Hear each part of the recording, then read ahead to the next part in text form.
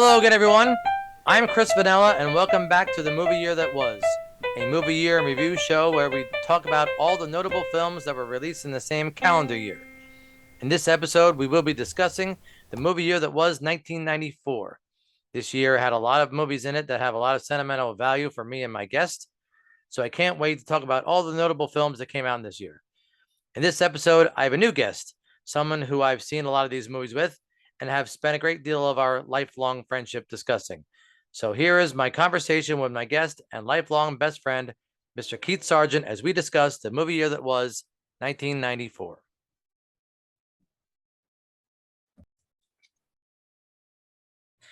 All right, so welcome to the show. My next guest, a professional journalist with the Star Ledger, and he is my lifelong best friend. He's a fellow movie enthusiast. Welcome to the show, Mr. Keith Sargeant. Keith, welcome to the podcast. Good to be here. Enjoyed the first couple episodes already. Oh, I really appreciate that. So when I first thought up this podcast idea, you were the first person I had to do, and I mean, you were my first choice as a person to do the show with me. So I'm really excited to finally get you on the show. Well, I mean, it's a long time coming. I thought I was kind of like, on the pay no mind list, to be honest with you. After I heard the first couple of episodes, but then, I'm glad I finally got the invite.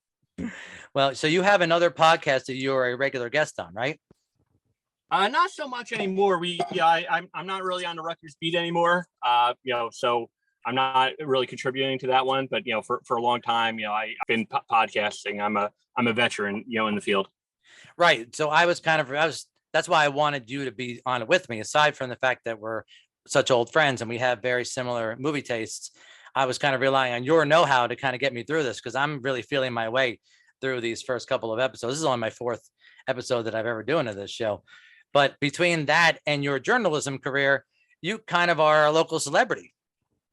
Well, I mean, it's very nice of you to say. I mean, if anyone wants my autograph, you can email me. I'll give you the email address at the end of this show, and I'll send my autograph. Well, you are definitely the most famous person to be on this show so far. And you might be the most famous person to be on for a long time, unless one day, Quentin Tarantino is flipping through podcasts and stumbles across this one because he likes the title and listens to it and wants to be on it. You will probably be the most famous person ever to be on this show. Hey, you never know, especially after I think I know where we're going. We're doing the 1994 movie year, and I think we're both going to rate Quentin Tarantino and probably bloviate over. That's true. His best work. You're right. After he hears us gush over him, maybe he'll fall in love with this podcast. I certainly hope so. So there are certain years that I wanted to cover in episodes that I wanted to save just for you in this show, and this was one of those years. This is 1994. So we did two shows about the 1980s, and this will be the second show about the 1990s. And then I'll probably do two episodes of the early 2000s and then flip around again.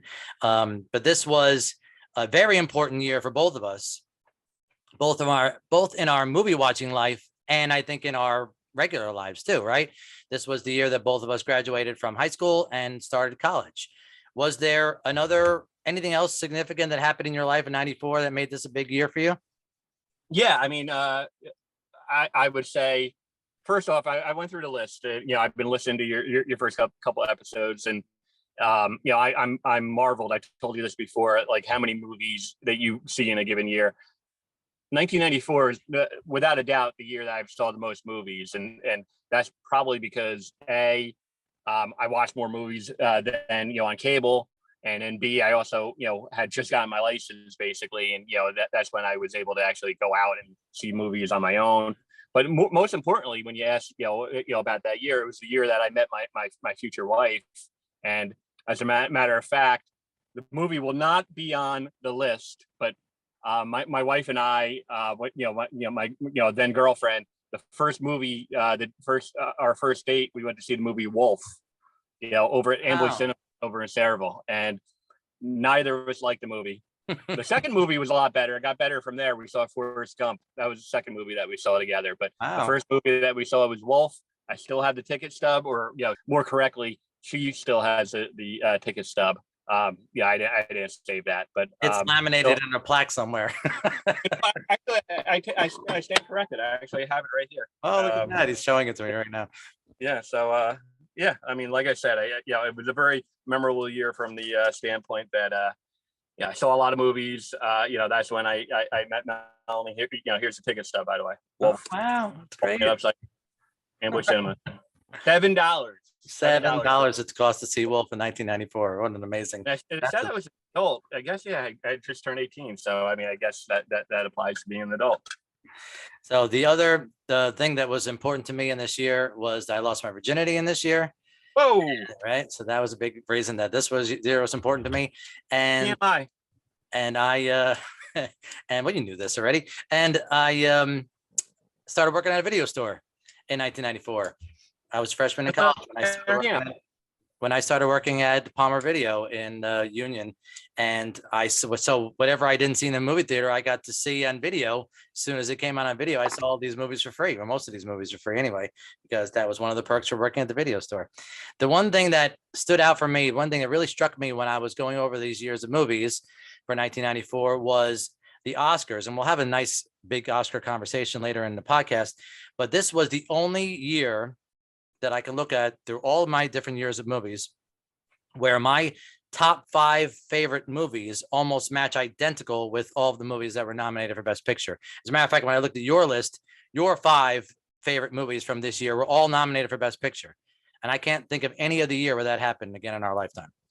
Yeah, I mean, we've had this debate before, like the Oscars is very rare where they'll have the for the 5 movies, or I guess now it's more than 5, but that those are my 5 favorite movies. But I thought that they got it right, and I think I remember I had seen Pulp Fiction first, and then we saw Pulp Fiction together. That's right. Obviously I saw Forrest Gump, with my girlfriend, and then after that I remember seeing Shawshank by myself.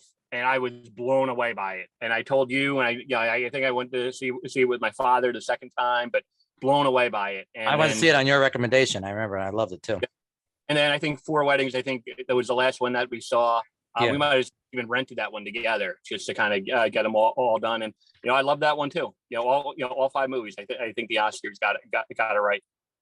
Yeah. It's the only time I can remember. I'm sure I'll go back and look again, but I'm sure that no other year did all 5 make my list. So you've listened to the first couple of episodes of the podcast, and you kind of know how I break this down. But in the last episode that I did, which hasn't aired as of this recording, I'm doing it a little bit differently. I do want everybody to get a sense of all of the movies that came out in the same calendar year, even though some of them may not be our favorite movies, because I don't think you could judge any year based on just the best movies that came out in a year. I think you should judge them based on all the significant movies that came out in the same year. But I understand that in getting the feedback that I've gotten back so far is that not everybody is enamored with my just listing movies over and over again. So instead of going through the calendar and it taking 3 hours like it did in 1988, I'm breaking these up. I'm still gonna say the movies chronologically, but I've decided to break up these into different categories, into different sections. And so let me get started by saying that according to Wikipedia, there were 226 movies that came out in America in 1994. And I went back and I looked over my records, and I saw in my lifetime, I've seen 136 of them, which is pretty good, which is a pretty good percentage. I've had better percentages on the show, but that was the year. I think 1998 we just had 291. So not as many as 98, but certainly more than it was in 88 or 86. So the first group of movies that we're going to talk about are movies that I don't really have much to say about other than who was in them, or maybe 1 or 2 significant things about it that are worth noting, but I don't want to spend that much time talking about them. And then after that, we'll get into our favorite movies of the year. All right. So if any of these movies you have any affinity for that you like a lot more than I do, by all means, let me know and we can talk about it. But otherwise, we're just going to mention who was in these movies, and we're just going to start chronologically. And like I said, maybe there's something significant about these movies, but for the most part, we can just kind of get these out of the way. All right. Sure. All right. So the first movie I have is The Getaway. And The Getaway was with Alec Baldwin and Kim Basinger. And I like this movie. It's I don't want to say it's fun, but it's a good movie. I don't really have much else to say about it. I don't know how strongly you feel about The Getaway. Do you have any feelings about The Getaway whatsoever? I see it. Yep, I did see it. I don't know if I counted all the movies that I saw that year. You said you saw 135. 136, yeah, 136 movies. Wow. Yeah. I'm pretty sure I saw over 100, but yeah, The Getaway. I thought yeah, solid movie. Right. So not much else to say, but we don't have to dwell on it. So the next one was The Chase. Yes, I like that one. Yeah, that was a good one with Charlie Sheen and Kristen. What's her name? Christy Swanson. Sorry, I couldn't. Her name escaped me for a second. Yes, Christy Swanson was in The Chase, and funny movie. Doesn't really have much to talk. I don't have much else to say about it. So we'll keep going. After that was a movie called The House of Spirits. This had a huge cast. Most people don't remember this movie. Do you remember House of Spirits at all? I do. Nope. You do or you don't? Do not. Nope. Oh, don't remember. Yeah. It's I don't want to say it's a hidden gem, but I think it's really good. And it has Meryl Streep, Jeremy Irons, Glenn Close, which is the only time I can remember Meryl Streep and Glenn Close being in a movie together. Winona Ryder, Antonio Banderas, Vanessa Redgrave are all in this movie together. And I thought it was really good at the time. And I still think it's pretty good, but you can't really even find it anymore. It's one of those lost to time movies, but I really like it. And if you're into that kind of thing, it's a little bit heavy, a little depressing, but if you're into that sort of thing, you should check out House of Spirits.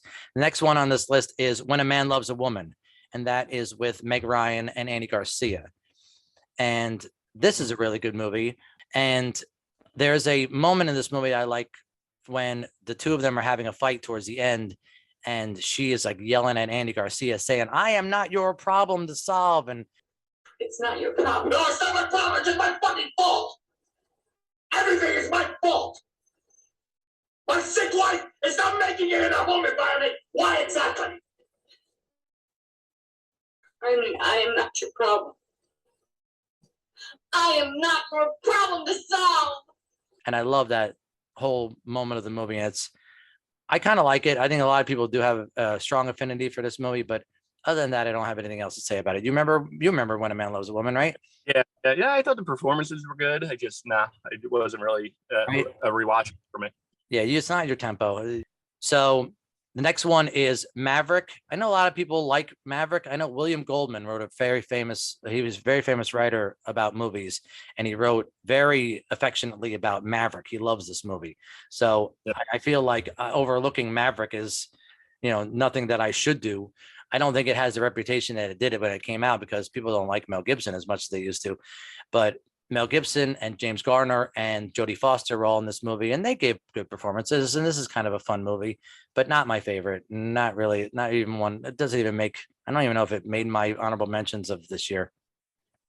Yeah, I mean, I'm a big spaghetti Western fan. Not a big Maverick fan. Thought it was kind of hokey.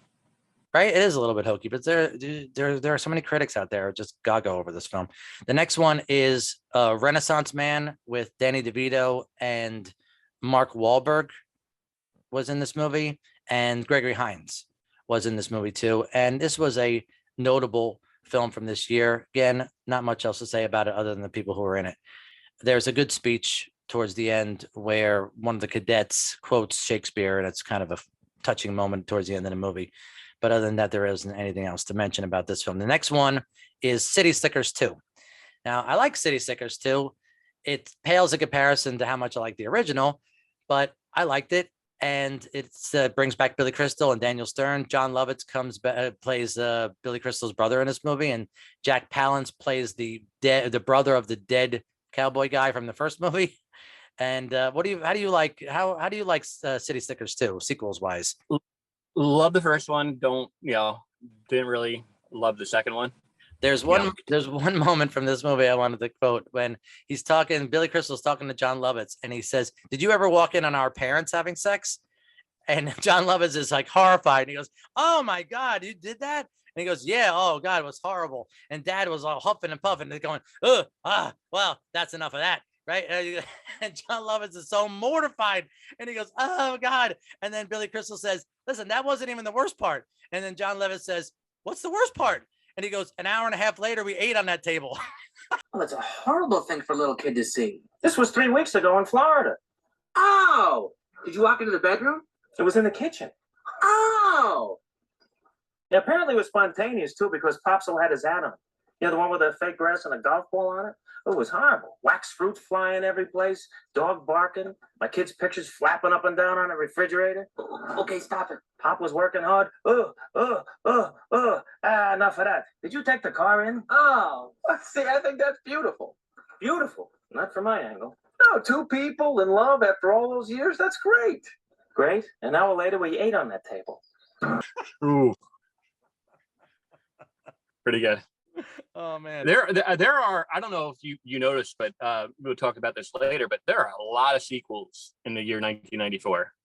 Yeah. You know, City Slickers is one, but there's a lot. I mean, if you go through it, I'm sure we'll talk about others as we go. Yeah. That's true. It's something else that I noted too. The first time that the first episode we were going to do was 1984 back in the day. And I did notice how many sequels were in that year. And in other years, I stopped counting the sequels is because they get more prevalent as we go on. The next movie is one of the movies that the first movie you saw with Melody was Wolf. I thought was a good movie to put in this section because it has a really good cast with Jack Nicholson, Michelle Pfeiffer, and James Spader. It's a weird movie though. That James Spader is so weird in that movie. Incredible. I rewatched it probably maybe 3 or 4 years ago. It was on, and it was weird. As weird as I remember. Nicholson, I didn't think was good in it. It was not a good movie. I think that I like at least the first half of this movie, and then it kind of gets worse as it goes on. It's one of those movies like why you start watching it, you think, why don't people like this movie? And then the farther you get in the movie, you're like, oh yeah, that's why people don't like this movie. Because you're right, especially in the third act, it gets incredibly weird. It has a weird ending, and the whole movie is weird. So like I said, I didn't have much else to say about it. There's a moment when Jack Nicholson pees on James Spader in the bathroom and says, what are you doing? He goes, I'm marking my territory. I thought that was the most notable moment from that movie. The next one from this section is Baby's Day Out. And this was a funny movie, and with Joe Mantegna and Joey Pants, and it's like the gangsters or whatever, the guys who are kidnapping this baby are just sent through hell or beat the hell.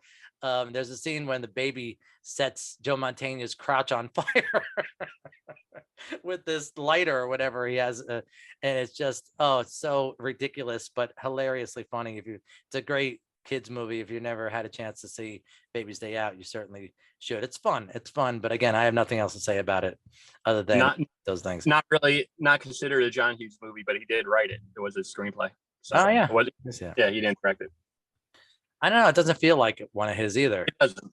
No. Yeah. So another movie that was big at the time was Angels in the Outfield. And this is a cute movie. This is a young Joseph Gordon-Levitt movie. And I like Joseph Gordon-Levitt. He's one of my favorite actors from, I don't know if he's our generation. I guess he's just after our generation. And Danny Glover and Tony Danza are in this movie too. And it's fun and it's funny. And Christopher Lloyd's got a funny turn in this movie too as an angel. And this is a remake of an old movie. And I like it. I remember that you kind of liked it at the time anyway. I don't know how it's aged for you. I mean, there are 4 baseball movies in the year 1994. Can you name them? There are 4 baseball movies in 94? Four that I can even name off the top of my head. Okay, so there's Angels in the Outfield. There's The Scout. That's 2. 5. Okay, then it's 5. That was one you didn't remember? Scout was for that one. That's a good one. What else? I'm sure that I know there are some, but Cobb. Yeah. That was another movie that was from 1994. Yep. There's 2 other baseball movies there were 3 other baseball movies in 1994. I mean, I just don't know them off the top of my head. That's all. Give me one more. Major League 2. Little Big League. Little Big League. That's 5. All right, there you go. There's a lot of baseball movies. There's a lot of baseball movies in 1 year. You're right, man. Angels in the Outfield. That's 5. Yeah. I like Cobb. Cobb was good. I like Major League too. I really like Little Big League too. Scout, I didn't like. I didn't like Right. the Scout. Right. That's in another. Angels in the Outfield, I thought was hokey too. I didn't really like that one. If I was ranking them, it would probably be Cobb, Major League, and Little Big League. Yeah. So Airheads was next after in this section. I liked Airheads. It's kind of cute, but it's kind of silly funny, and it has some good stuff in it, but it's not great. Brandon Fraser and Steve Buscemi and Adam Sandler and Chris Farley and Ernie Hudson and Michael McKean are all in this movie. And it's, like I said, it's silly. It's a Saturday Night Live, not a Saturday Night Live movie. It's kind of like an MTV movie, I guess. And it's funny, and people who like that kind of thing will like it. The next one from this section is The River Wild. This is this was Meryl Streep's movie with Kevin Bacon. You remember River Wild? I mean, I think it's kind of gotten lost. Yeah, I do. And it's good, right? It is pretty good. Solid. Yeah. Yep. This was when they made up the Kevin Bacon game, was 1994. It was the first time I had ever heard of the Kevin Bacon game, because Kevin Bacon has been tied to 2 movies that have a very big cast. And you know which ones they are, right? You know which is 2 movies that Kevin Bacon was in that had a huge cast. A Few Good Men and JFK. And JFK. Yeah. Yep. Those 2. So if you could just get back to either of those 2 movies, you could pretty much link any actor or actress to Kevin Bacon, which is, I think, why they chose him rather than calling it the Gene Hackman game or whatever the hell else they could have called it. The Sleepers had a big cast too.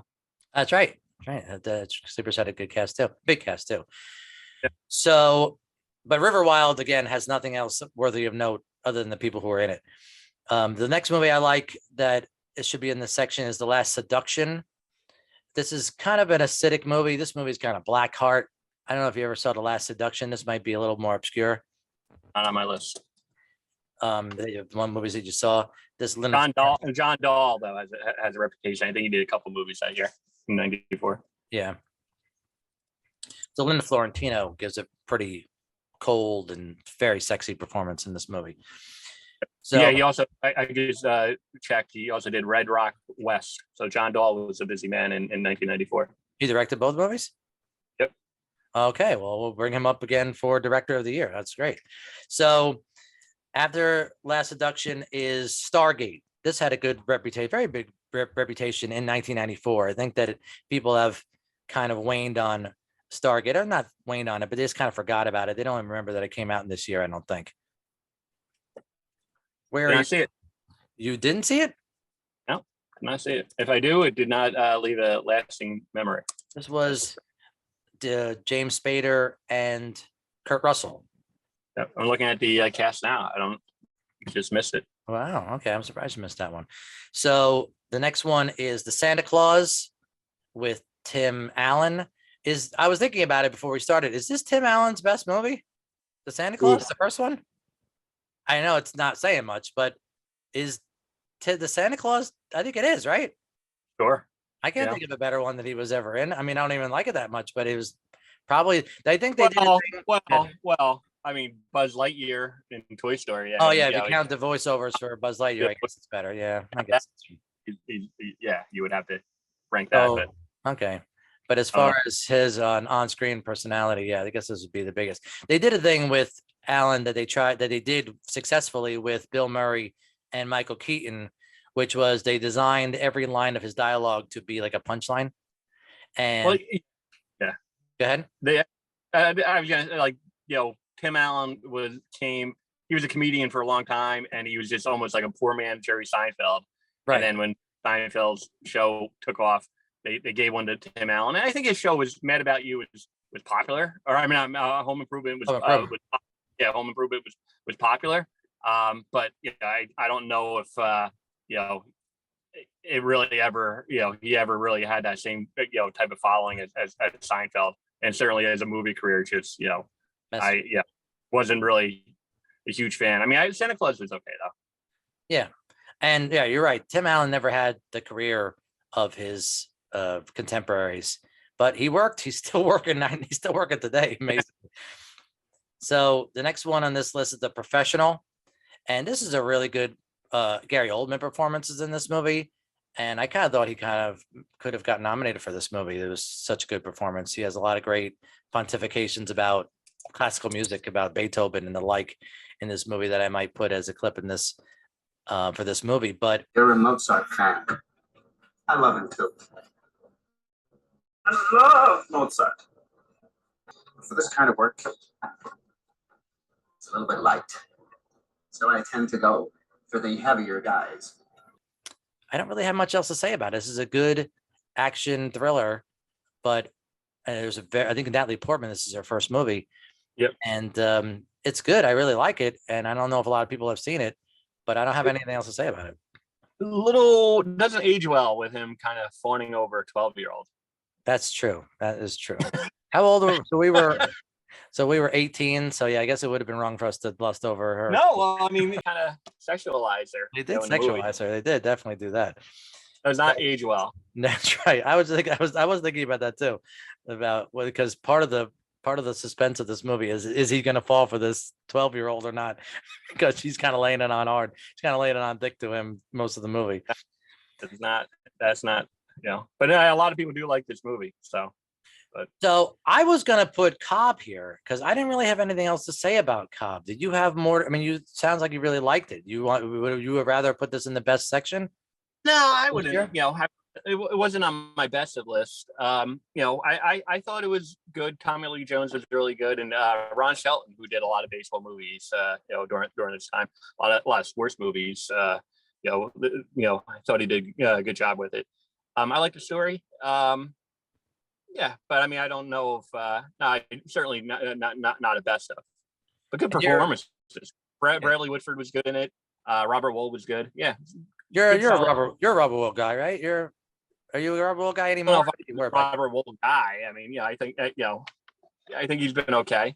And a lot of I wouldn't call myself a Robert Wool guy. One of my favorite Robert Wools, if you remember, was he had a comedy special on HBO, and he talked about the New Jersey national anthem. Yeah. Being Born to Run, and Yep. and He broke it just down. wrote lyrics. It was if you ever see that on YouTube, check it out. That's hilarious. I would love to put that in there. About suicide machines. There are not a lot of anthems have suicide right in the lyrics. Dun dun Exactly. dun dun dun suicide. Right. In the days we sweated out of the streets of a runaway American dream. At nights we ride through mansions of glory in suicide machines. You find very few anthems with the word suicide in your own world. You don't hear the da da da da da da suicide. Yeah, I mean, come to think of it, I'm looking at his IMDb. Yeah, I do like Robert Wall. I've enjoyed his work. So okay, so the next one on this, I only have a couple left, is Immortal Beloved. There's another Gary Oldman. He played Beethoven in this movie. Again, I don't know if a lot of people have seen this movie. It was critically acclaimed at the time. Isabella Rossellini is in this movie also, and I remember really liking it, but it's heavy and depressing, and so I didn't want to talk about it.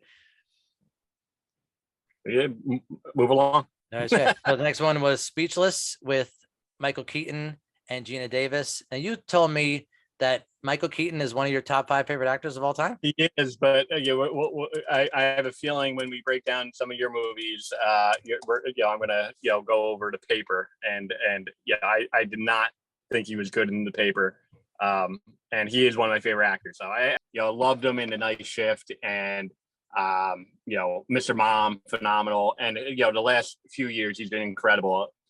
Dope Sick is just.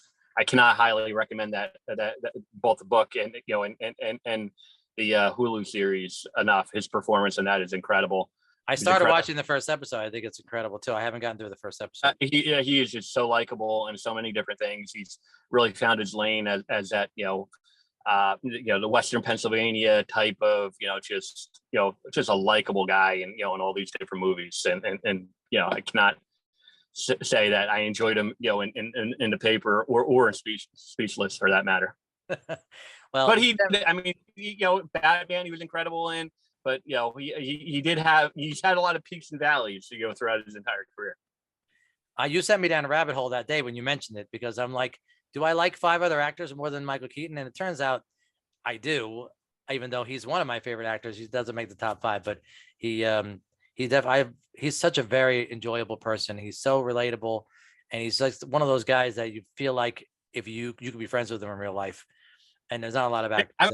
I'm going through his IMDb. We talked about. I think we were talking about it offline on Beetlejuice, which I did not like Beetlejuice.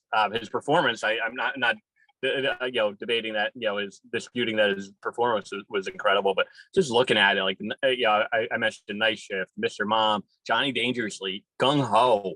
I know we both of us like Batman. He's been in a lot of. Out of Sight he was good in. Jackie Brown he was really good in. Same character, right? Multiplicity, another one. Again, I mean, I don't know if the listeners to this pod want us to go through a Michael Keaton retrospect, but one day we will do. One day I was thinking about it. We'll do a special episode of our favorite actors of all time and just break them all. Very, one of my favorites. Sure. So the last 3 I have is Nobody's Fool with Paul Newman. I think I resented Paul Newman for getting nominated for an Oscar for this, but he's they owed him. They owed him one. They owed him one. He had already won for Color of Money, wasn't he? I know. Anything. Yeah, that's true. Yeah. And but Bruce Willis is in this, and Melanie Griffith is pretty good in this movie.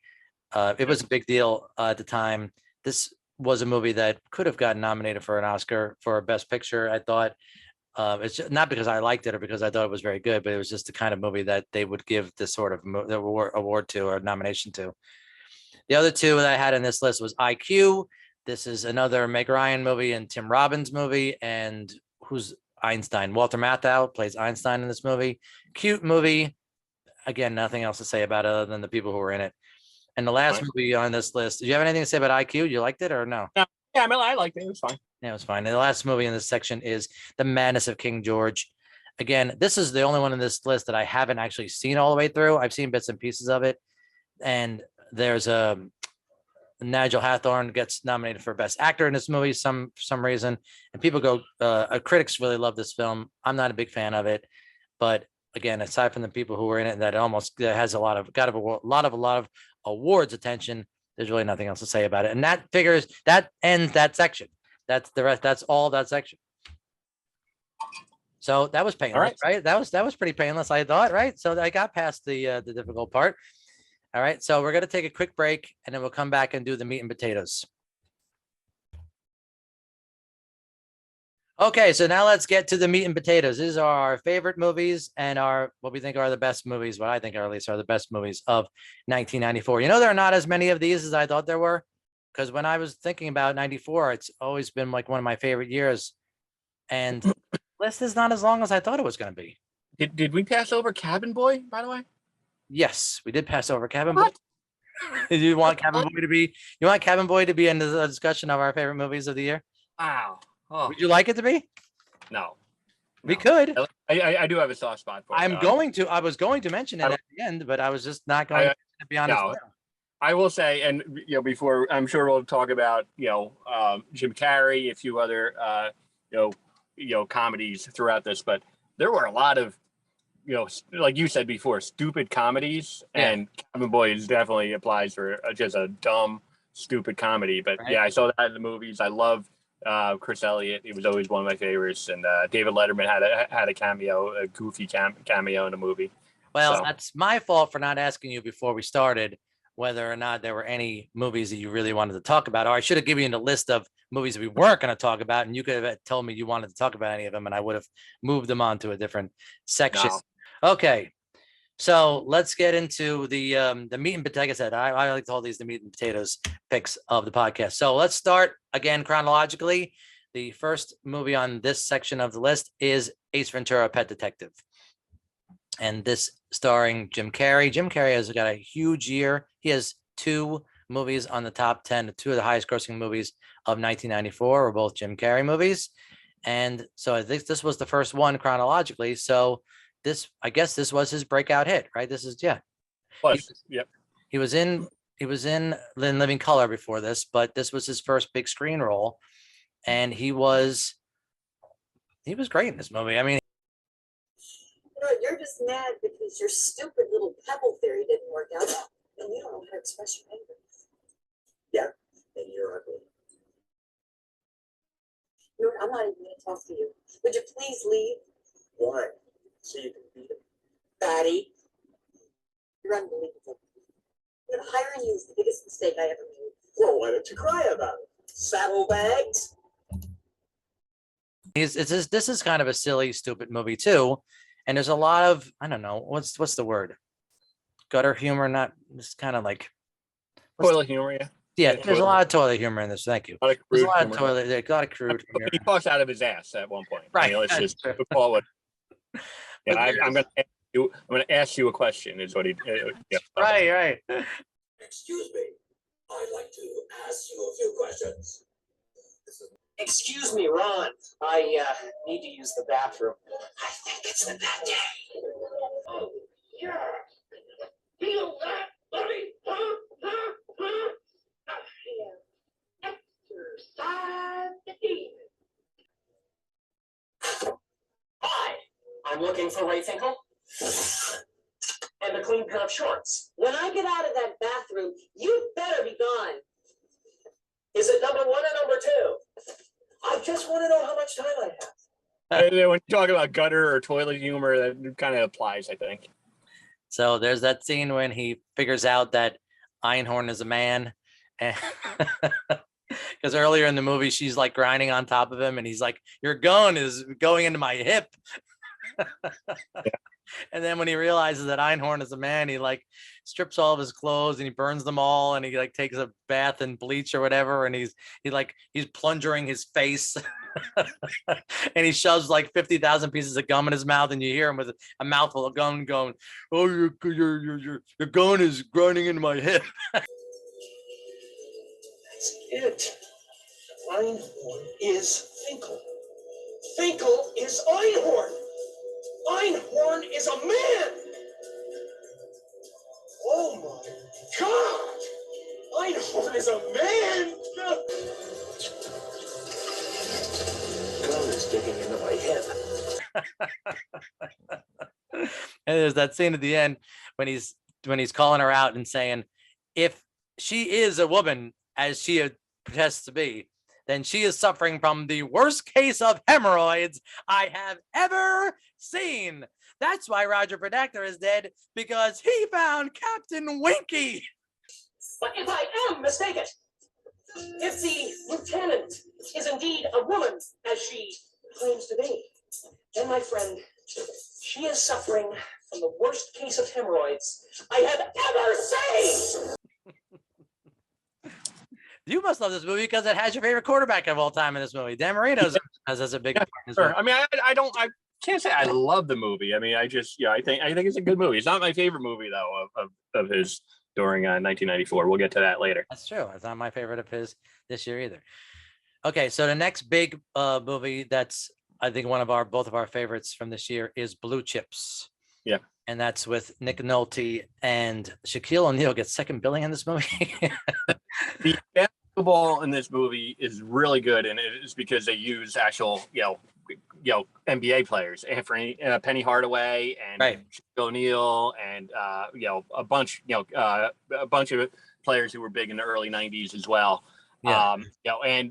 But the story really holds up well, and most people listening don't really know my backstory. But I've covered college athletics for a long time. The whole premise of paying players and boosters being involved. That's really this movie is aged incredibly well. Nick Nolte, his performance is really, really good. I debated putting this in my top 10. Probably didn't make the cut. I have another basketball movie in the top 10, and it's not The Air Up There. I don't spoil, but What an upset! What an upset! Yeah. But Blue Chips is really, really incredibly done.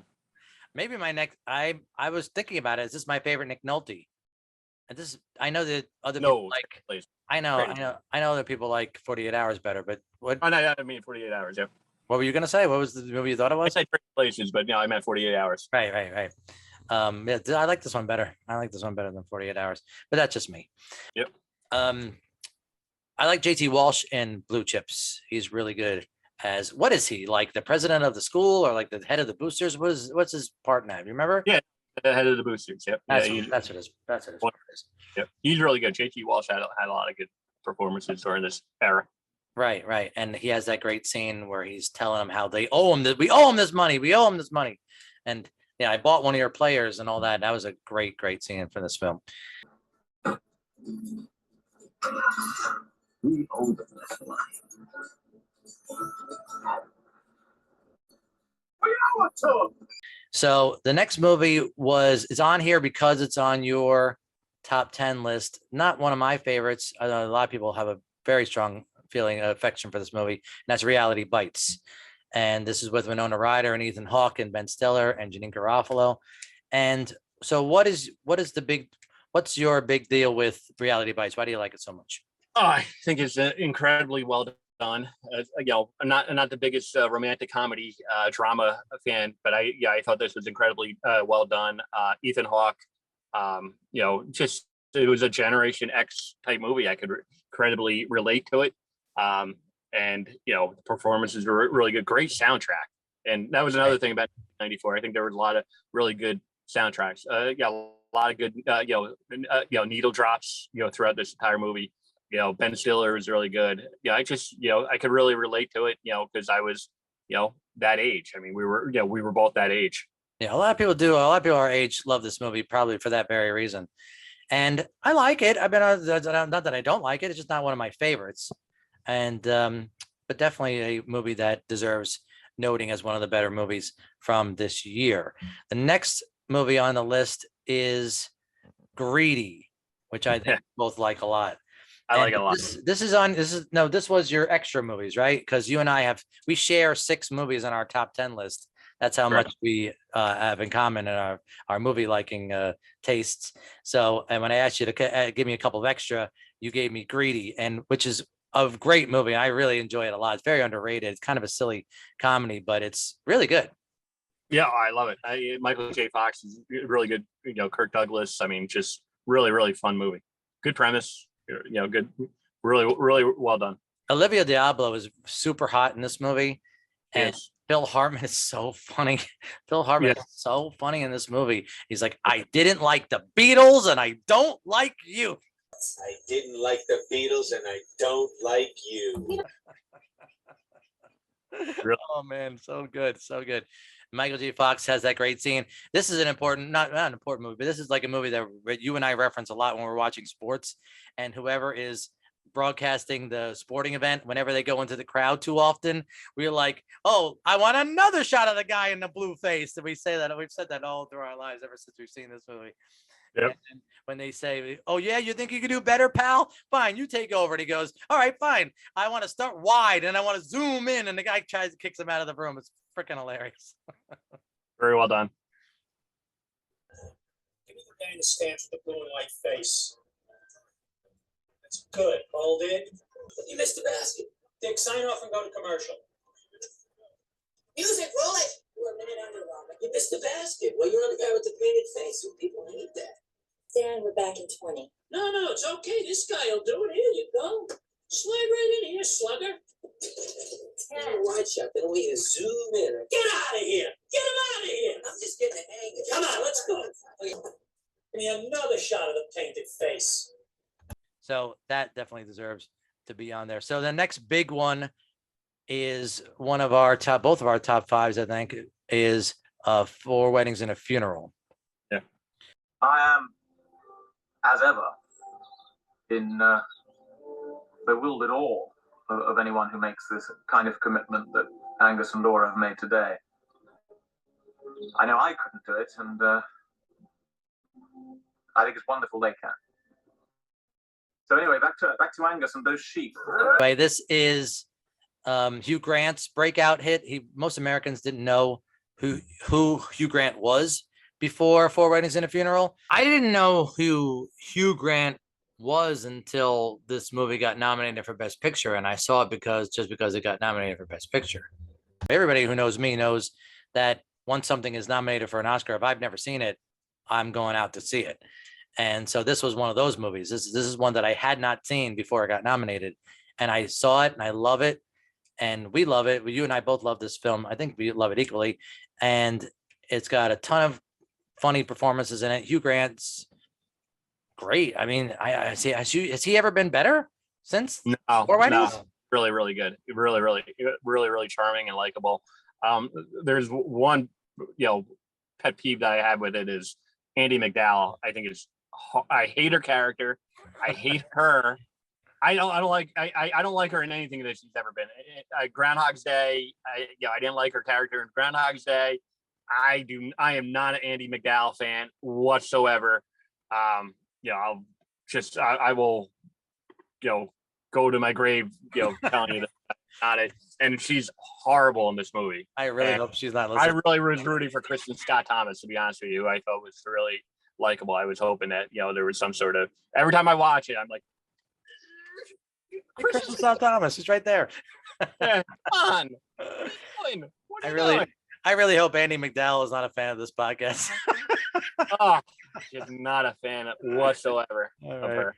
I don't know. I don't know how I am about it. She's a satellite. She's a satellite. She revolves around the main character, and I guess she's kind of cute a little bit, and whatever. She has that scene where she talks about all the people that she slept with, was just kind of a funny scene. But it's Hugh Grant. The whole thing is Hugh Grant, and he won the movie. So, right, he wins the movie hands down. He has that great scene where he tells her that he loves her, as David Cassidy said while he was still with the Partridge Family. I think I love you. To recap in a slightly clearer version, in the words of David Cassidy, in fact, while he was still with the Partridge Family, I think I love you. And I just wondered whether by any chance you wouldn't like to, no, of course not. I'm an idiot. He's not. Excellent, fantastic. Lovely to see you. Sorry to disturb. Is a great line from this movie, and the scene where his best friend does the eulogy for their other best friend who died, and does the whole speech, the poem that he reads is very touching. My mom loves that part a lot too. And it was my north, my south, my east and west, my working week, and my Sunday rest, my noon, my midnight, my talk, my song. I thought that love would last forever. I was wrong. The movie's great. It's incredibly well done. And then that walk and talk that he has with his friend afterwards, when he says, maybe I'm not going to get married. Maybe it's just this waiting for true love stuff gets you nowhere. So many. If we can't be like Gareth and Matthew, then maybe we should just let it go. Some of us are not going to get married. Well, I don't know, Charlie. The truth is, I like you. I never expected the Thunderbolt. I always just hoped that I'd meet some nice, friendly girl. Like the look of her. Hope the look of me didn't make her physically sick. And pop the question and settle down. Be happy. Work for my parents. Well, apart from the divorce and all that. I'll give you 6 months to be outside. Great scenes in this movie. You know what? I was thinking about it. Have they done this on the rewatchables? Have I don't think it's been a rewatchable yet? I don't think so. Yeah, one of my and Keith's favorite podcasts to listen to is the rewatchables, where they will take one, like we do the whole year, but this podcast just takes one movie at a time. And it would take me years to get through all the movies that I want to talk about. But if they haven't done Four Weddings and a Funeral yet, they definitely should, because it's a rewatchable from start to finish, I think. It's very rewatchable. Very well done. So the next one on my list, and again, you kind of blew it. You kind of spoiled it for the listeners a little bit. One of my favorite movies, one of my top 5 movies of this year, is The Paper. I love The Paper. I like it. On the 2 kids at the Walk of Shame, it's gotcha. If we miss them, the subway is page 1. Oh, subway's close. Bernie, come on. Hey, you don't have it, you know it. You want to run the story? You got 5 hours until 8 o'clock. Go get the story. No, hey, do your job. Do your job. Don't just take a position because it's the opposite of what she says. Then it's like watching a bunch of 6th graders, for Christ's sake. And it's a newspaper movie too. I can't believe you didn't like Paper. I don't like it at all, and I think it's a bad movie. I rewatched it probably again. That was probably another movie I probably rewatched about a year ago. there's a scene in that movie where Michael Keaton pushes Glenn Close. Yeah. Like that doesn't age well, at all. So Anybody who watches that movie wishes that he punched her in the face because she's a bitch in that movie. Nobody knew where the hell you were. Wrong. It's 180 degrees wrong. We got to change it. How far were you to the front? Quarter of the way, maybe more. There's 90,000 papers on the Oh, no way. We got what we got. It's wrong. We have the time. The story's right. Yeah, but it's not right. I got a cop. I got a quote. It's wrong. Not for today, it's not. Tomorrow, it's wrong. We only have to be right for a day. There shouldn't be semantics. There shouldn't be money. People will read the solution and they'll believe us. For the sun, they'll take us with a grain of salt. We'll run yours tomorrow. No, not tomorrow. Right fucking now, today. You can't do that. Ugh. I know. I'm sure that one moment hasn't aged well, but this movie is Michael Keaton, Glenn Close, Marissa Tomei, Randy Quaid, Robert Duvall, It's a great Robards, the Jason movie. Alexander. The movie doesn't hit. And I love. You're wrong. You're dead wrong. Two of my top movies of all time are Spotlight and All the President's Men. Yeah, I love a good journalism movie, but newspaper movie. But this just did not. Okay. This one is just for me then because it's freaking fantastic. I love this movie as much as you hate it. I love this movie, and there's so many great lines in this movie, so many great performances in this movie, and I don't know if this is my favorite. This might be my highest ranking Michael Keaton movie on my top 200 list of all time. I'd have to go back and check. I don't think any other Michael Keaton movies ranks higher for me than this one. So I guess this is my favorite movie that he's been in. Movies that he's ever been in. There's that great scene where he tells the guy from the other paper, he goes, you know what? I don't fucking care. You want to fucking know fucking why? Because I don't live in the fucking world. I fucking live in fucking New York fucking city. So go and fuck yourself. I love that. And he slams the phone down. He takes a huge swig of his Diet Coke. Fucking great. I love that line. I love that whole scene. It's freaking great. Well, I hope you're satisfied, asshole. You just blew your chance to cover the world. Well, guess what? I don't really fucking care. You wanna know fucking why? Because I don't fucking live in the fucking world. I live in fucking New York City. So go fuck yourself. And there's one other scene that always sticks with me, and that's when Robert Duvall is talking to the guy who's the bartender in the bar, and he says, and I don't know why this always stuck with me, but there's this great line that he has where he says, in your whole life, a man is split up to three different things: his house, your job, and your family, or your girlfriend if you don't have a family, or dogs or cats or whatever. But between the three of them, each of them want more than you can give. So what do you do about it? So he goes, well, then I don't know what you do. So the guy said, so then Robert Duvall says, well, you take family, and there's, you figure there's people there. So you get a couple, get some human leeway. And then the bartender says, yeah, so then he shit all over them. And 99% of your time and effort goes into three basic things: your house, your work, your family. Well, and women in general, if you don't have a family, or men or sheep or whatever you like. I make believe work. If you put them all together, the three of them want more than you got to give. So what do you do about that? Your family. I mean, they're people, and so you figure you can get a little human leeway there. You figure they'll bend. But so you crap all over. Yeah.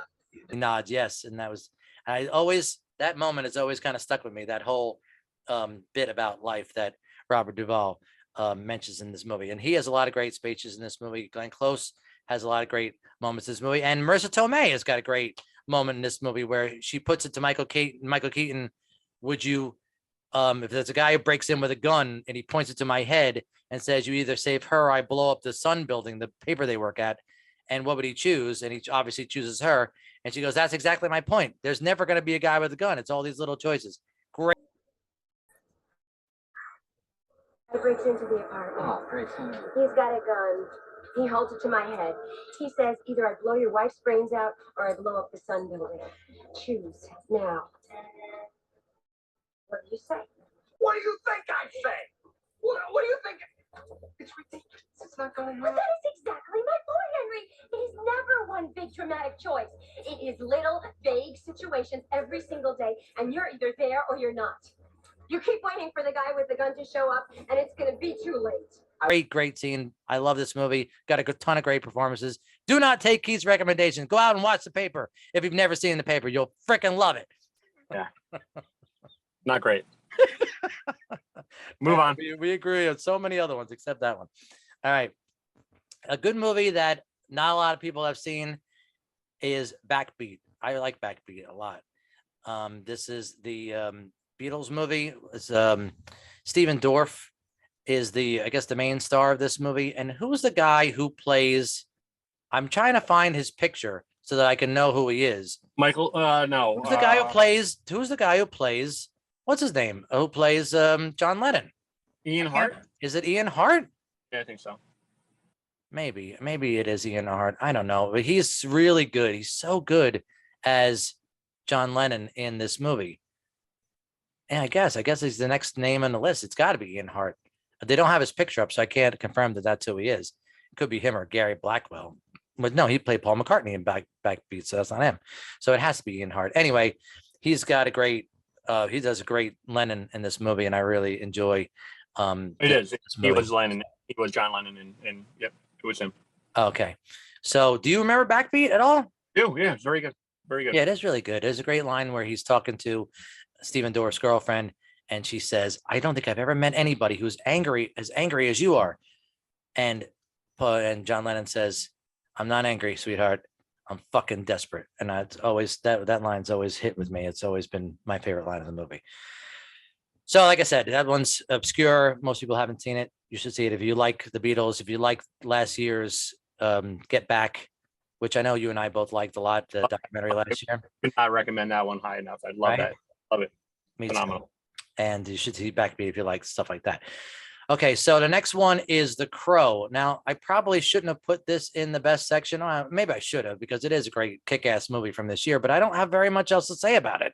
I thought I was going to have a whole bunch else to say about The Crow because it's such a kick-ass movie, and it's like a revenge porn, right? Brendan Lee famously didn't he? What's the story with Brendan Lee in this movie? He died during making this movie? Yeah, it was a gun.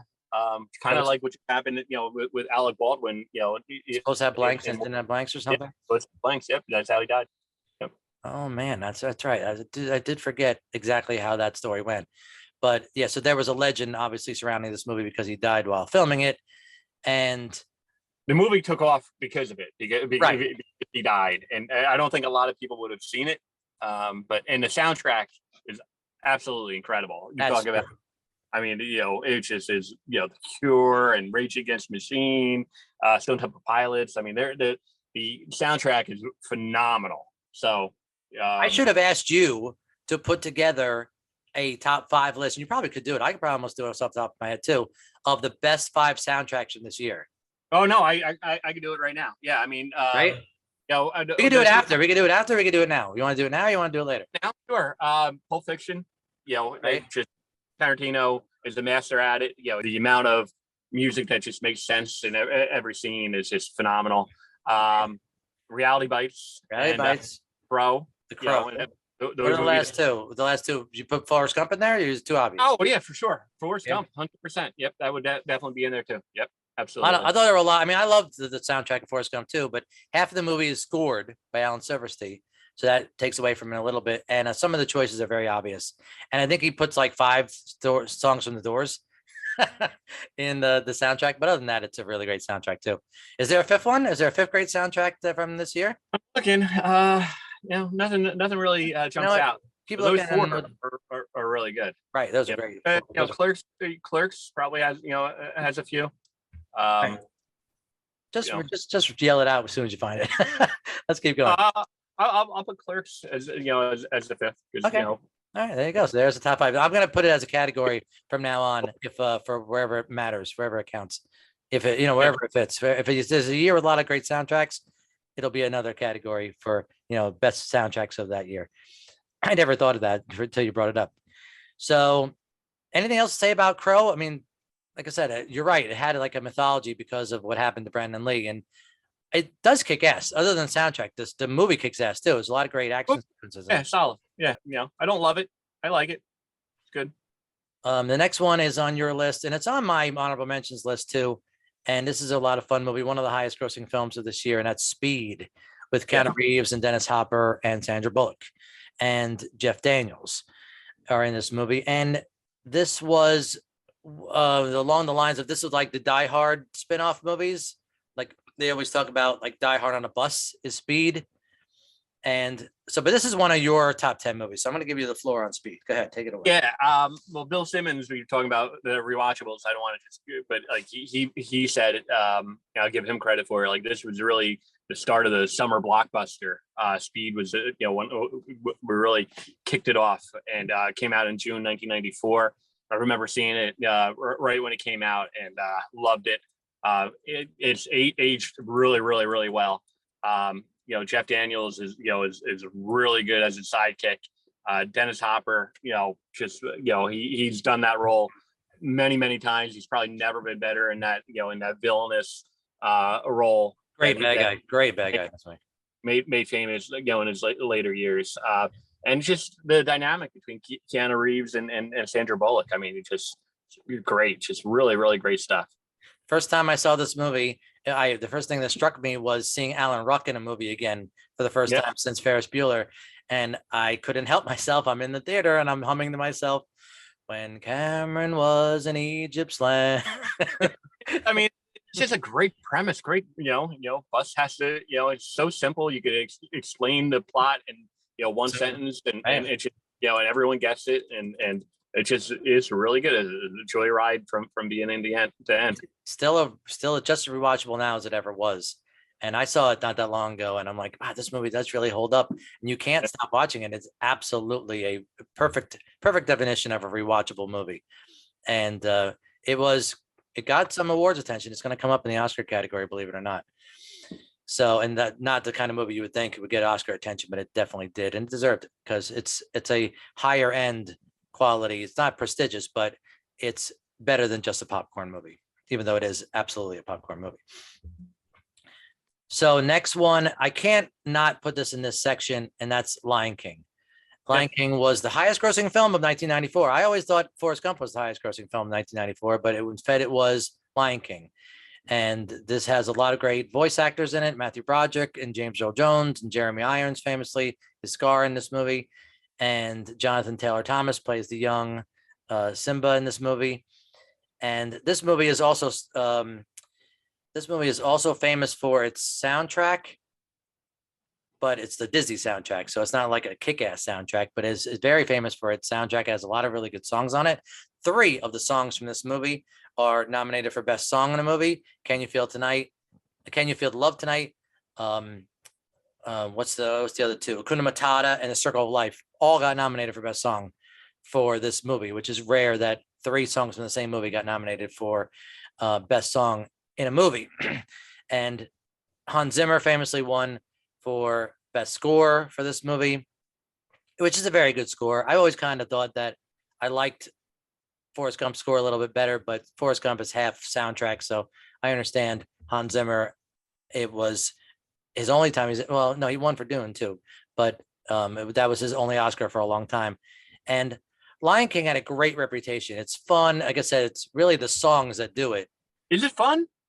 Well, no, it is fun. It has a lot of fun moments. It is some heavy stuff. The first 20 minutes are really.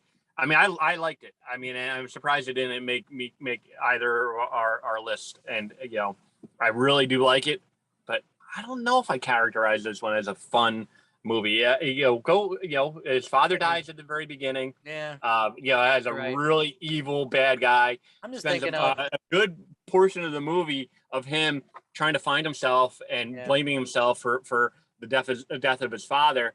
You're right. Hakuna Matata scene is fun, but this is a dark movie. Yeah, Chris. Oh, you're right. Go back. Right. Go back. Yeah. And, it is. No, you're talking me out of it. I take back fun. Then I don't know. It's a good movie. I mean, in some ways, it broke the script for a lot of I just Disney. think, yeah, I know. I just think that I think that was sticking out was Hakuna Matata was sticking out of my head, and Simone and Pumbaa, all their stuff, and the Rowan Atkinson as the bird in this movie, I thought was really funny. And I guess those were the things that were sticking out of my mind that really made it fun. But you're right, they were just the comic relief of an otherwise heavy. That's heavy it's not animated movie, yeah. not either. I think I think the movie is incredibly well done. I just Me too. don't. Yeah, I think it's very very dark. Yeah. So, but yes, it was worthy of whatever praise that it got, and it earned every dollar because it is a really fun. Again, I want to say fun, but it was an experience. It was a really good experience at the movies to go see Lion King. I guess that's what I was getting at. It came on the heels of Aladdin. Aladdin is a fun movie. That was a fun movie during that era. A good run of movies from Disney. Disney had in the early '90s. It certainly did. Right. So, and what's his name? Elton John was heavily involved in this movie. I think he earned, along with Tim Rice, him and Tim Rice got Oscars for the score for the music of this movie. So the next one on my list, I really should put Wyatt Earp here because I think you like this movie a lot, or you don't. I like it. I was just going to mention it by title and not talk about it at all. You're not a big spaghetti western fan. I rewatched this movie, not so long ago, and it's not bad. It's just no Tombstone, and when you hold up the two similar, obviously similar characters, and both came out, 1 year after another. I think it just pales in comparison. That's true. I'm not, like I said, I was just going to mention it by title, but then when I was scrolling past it, I thought maybe you really liked it. So I didn't want to leave it off this part. All right. So the next big movie after Lion King is Forrest Gump. So like I said, there aren't as many movies in this section as there have been in other years, but the ones that are on here are just big, very, very favorite movies of ours that hold real sentimental value for us. And we both love Forrest Gump. It's on both of our top fives. It's just, I like it more than Keith does. That's it. That's the only difference between Forrest Gump. And Forrest Gump has the reputation of getting like not the champion's curse, but like the burden of being the champion because it won Best Picture. I think that people would like this movie more had it never won Best Picture, but because it was in such a year that had that had Pulp Fiction and Shawshank Redemption, that people kind of resent this movie for winning Best Picture because it's the nicer of all the three of them. It's not edgy. It's not cooler. It's not as cool as the other movies are.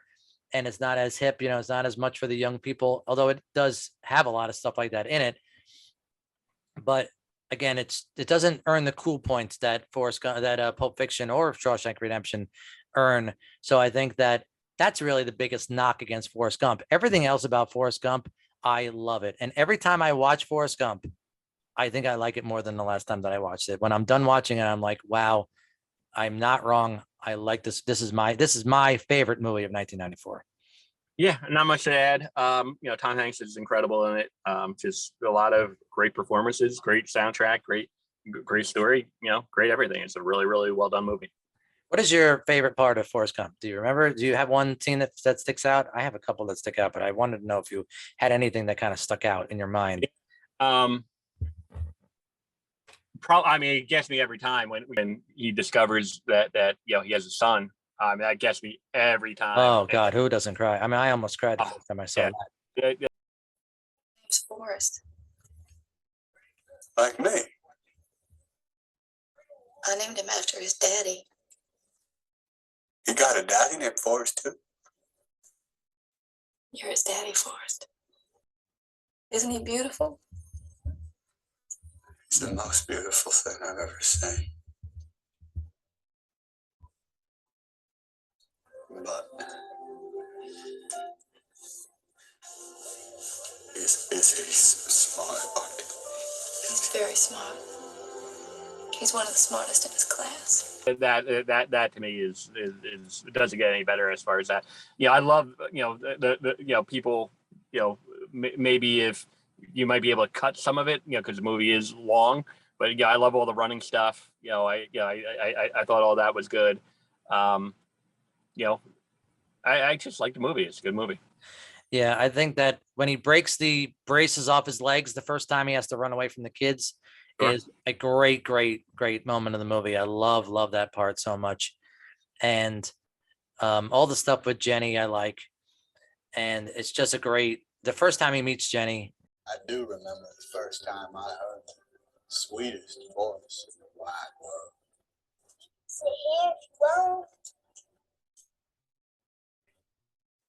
I had never seen anything so beautiful in my life.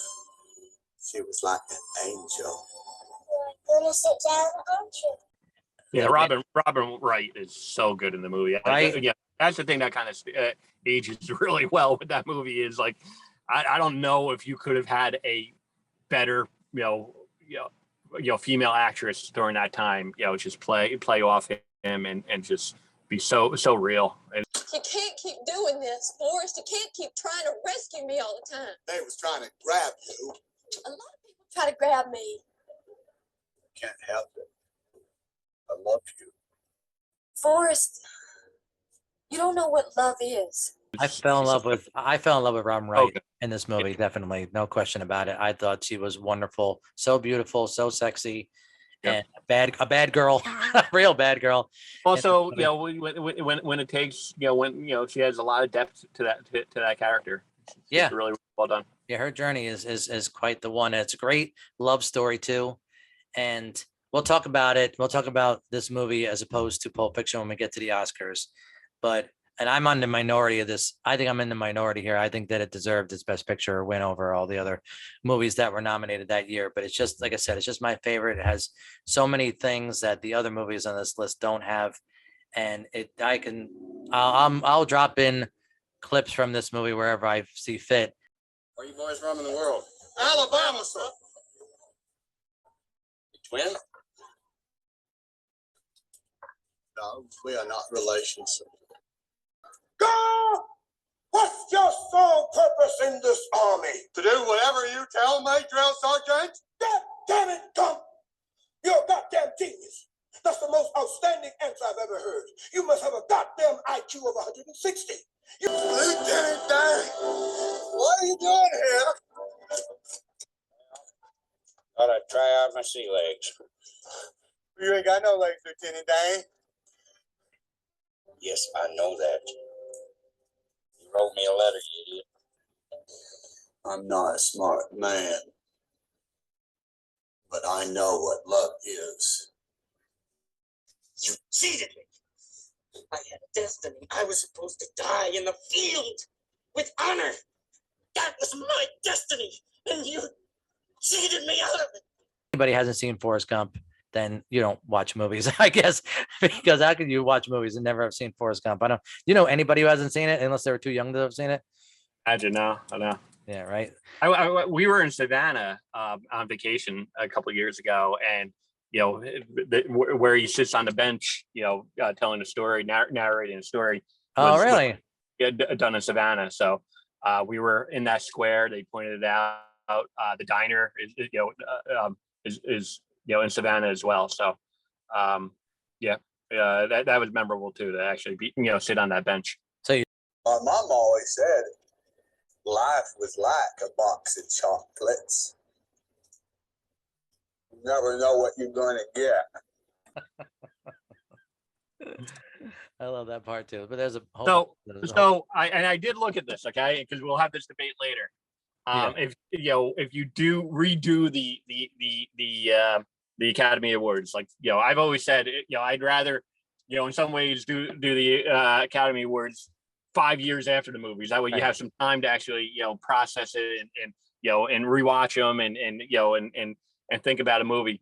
Shawshank to me, and I'm not alone in this. A lot of people would say that Shawshank, is the better of the two movies, right? Yeah. And I just looked. AMI, their 100 greatest movie list, number 72, Shawshank, number 76, Forrest Gump. Wow. So Shawshank is actually ahead of it in the top 100 movies. That's true. They redid their list. I don't think either movie was on their original list, but they redid the list not that long ago, a couple of years ago. They updated it. And Pulp Fiction 94, by the way. Right. Fiction. I was just saying Pulp Fiction wasn't on the original list either. And all three of those movies all were added to their list. I know I'm in the minority. I think most people think that the other two, both Pulp Fiction and Forrest Gump, are better than both Pulp Fiction and Shawshank are better than Forrest Gump. But again, I really think that has to do with the fact that Forrest Gump won Best Picture. If it hadn't, I think people would think differently about it. But I thought at the time, though. I mean, this wasn't. We could have done this podcast in 1994, and at the time, I probably would have gone Pulp Fiction, just because of the impact that it had, on me, the dialogue, and we'll get to this one, later, I'm sure. But at the time, I probably would have gone Pulp Fiction. But again, the 5-year criteria, I would have gone with Shawshank. Okay, yeah, Shawshank's coming up in a couple of movies. So the next one on this list, and I moved it to this list because I think it was too big of a movie not to put it here, and that's True Lies. And this is James Cameron's movie. Directed this movie and he wrote the screenplay. And this has on my list. Oh, yeah, that's right. This is one of your top 10 lists. That's the other reason I have this on here. That's right. So you know what? Since this is on your top 10 list, I'm going to defer to you and you tell us why you love True Lies. It's just a great, it's James Cameron, and it's just a great action movie. I mean, it just broke a lot of the rules at the time. The superhero trying to be, in disguise and live a normal family life, and just couldn't because he just was so torn. Bill Paxton was phenomenal. I laugh at his name. I just laugh at the mention of his name from this movie. Oh, he's so good. And Jamie Lee Curtis, I mean, holy moly. I mean, wow. And Tom Arnold. Tom Arnold is really good. Yes. So your life's in the crapper. So your wife's banging a used car salesman. It's humiliating, I know, but God damn it, take it like a man. A lethal instrument, you react in a microsecond without thinking. Like this guy. Oh, he's still got to kill him. I mean, that's a given. So just so many good performances. Tia Carrere is good in it. And Arnold is I don't know if he's ever been better, to be honest with you. At least in those later year movies, I thought he was great. So just a great action movie. Love it. Yeah, I think this one caught people by surprise. It has such a simple premise, and it feels like it's built. Like it opens as a smaller movie, and the movie kind of just keeps getting bigger and bigger, and the effects and the set pieces just keep getting more and more extravagant. And it winds up being this huge action movie by the end. The scene where he's chasing after the bad guys, and he hops on the horse at the end, and he hops, and the horse has to do that stunt. Yeah. And they don't get him, and then he's criticizing the horse at the end. Right. He's. What the hell were you thinking? I mean, I had the guy, and you let them get away. Look at me when I talk to you. What kind of a cop are you anyway? She's really good at it. It's a funny moment. It's definitely some comedy at the end, lighthearted moment. She's a really good movie.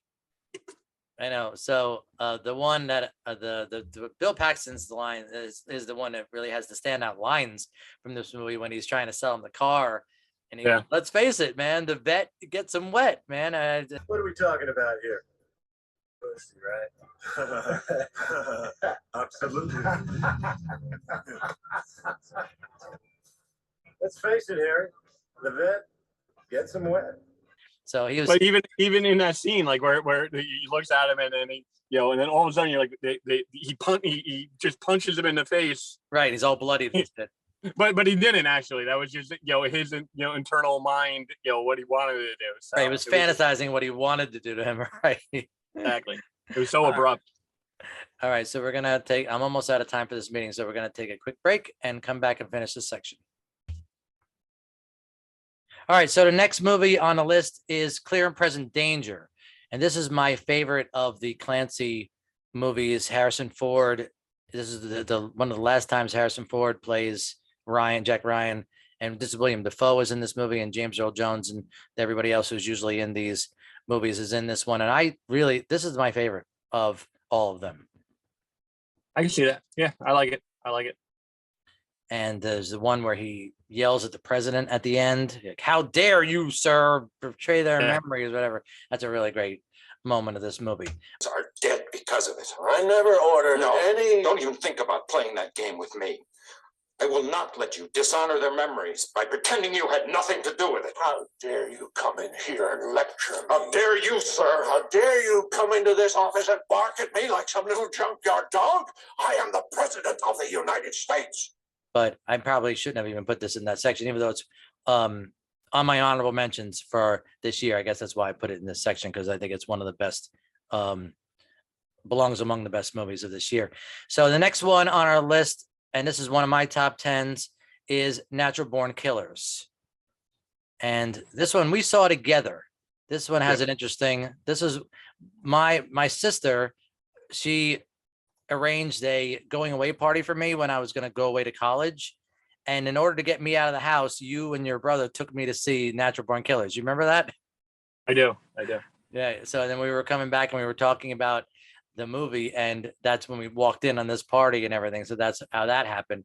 And I've liked this movie over the years, and it has a ton of people in it: Woody Harrelson and Juliette Lewis and Robert Downey Jr. and Tommy Lee Jones and Tom Sizemore and Rodney Dangerfield. And it's funny, and I think that this was originally a Quentin Tarantino script. Is that right? Correct.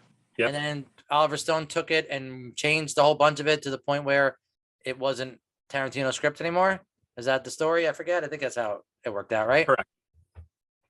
But I love it. It's really funny, and it's got a bunch of great scenes in it. Robert Downey Jr. is excellent in this movie. I think it's one of his better performances. We are talking about nothing less than television history.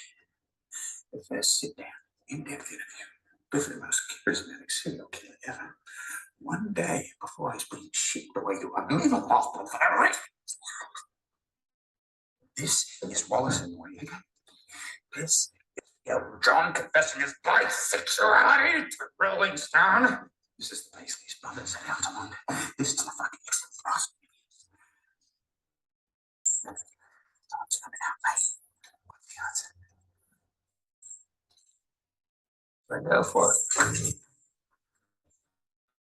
And I really like it. Where does it stand as far as your Downey Jr. performances? I thought he was kind of. Well, the movie overall, I liked it. At the time.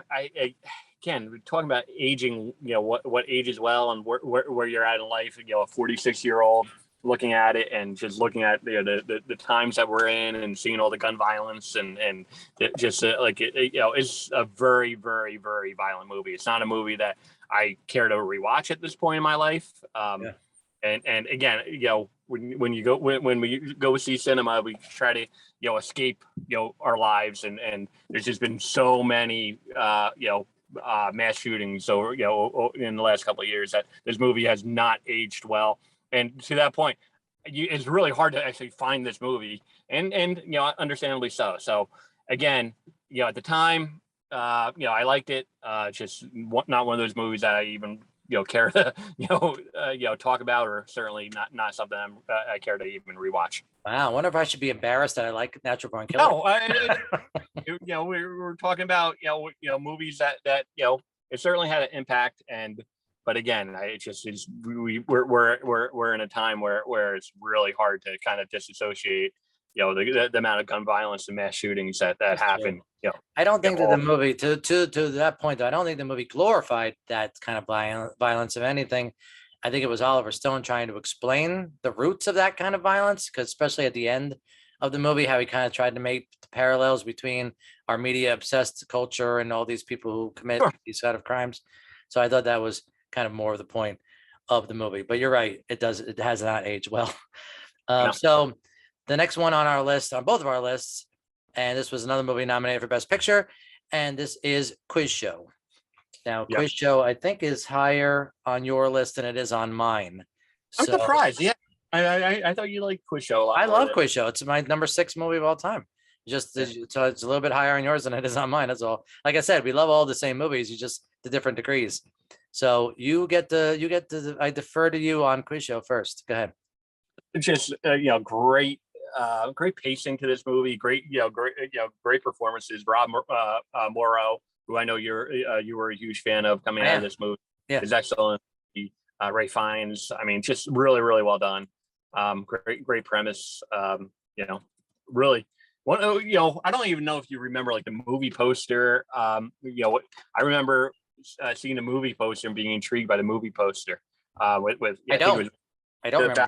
Head or something with the headphones on it. Oh yeah, I do kind of remember that now you say that.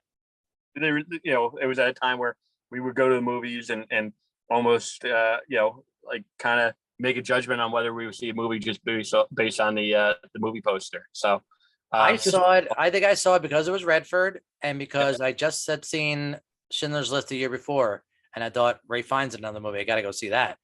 So that's one of the things I love, when you talk about like rewatchables, and a movie like that will always, you could watch that movie 20 years from now, and it'll still, because it was set in the 1950s, right? So it doesn't matter. Like a lot of movies we'll watch today from an era, like Beverly Hills Cop, for example, or Fletch, or a movie like that, where it's just in some ways it's just because it's set during that time, you'll be like, oh well, why didn't he just pick up a cell phone and call someone? Like if I'm trying to show it to my daughter, she would have those types of questions. A movie like that's set in the 1950s is always going to age well and be able to rewatch it for eternity. Yeah, I know. It was a period. I guess it was a period piece because it was made in the 90s and it was set in the 50s. Story, yeah, it was a true story. Right, it was a true story, and there's a lot of great scenes. I love all the scenes between Morrow and Fiennes. They're all great scenes when he serves him a subpoena, and he says, "I don't know whether you think too much of me or too little." And Rob Morrow says, "Oh, Charlie, I want to think the best of you. Everybody does. That's your curse." It's just. I asked myself, why would he make a statement like that? He knows I'll come after him. But then it occurred to me. He knows I'll come after him. I can't decide if you think too much of me or too little. Charlie, I want to think the best of you. Everyone does. That's your curse. I always resented, what's his name, Paul Scofield, for getting nominated for this movie because I thought there are other people who should have been nominated for Best Supporting Actor instead. David Paymer, underrated. The scene where David he clearly has him, and David Paymer, reacts by offering Rob Morrow a talk show, a panel show. How would you like a panel job? show? Like that was his fallback. Like he tried to offer him a job. So Rob really Morrow underrated. Says, right. Rob Morrow says, "How does that bear trap feel clamped on your leg?" What do you do that? How's that trap feel clamped on your leg? I just had a thought. Would you be interested in your own panel show? Seriously.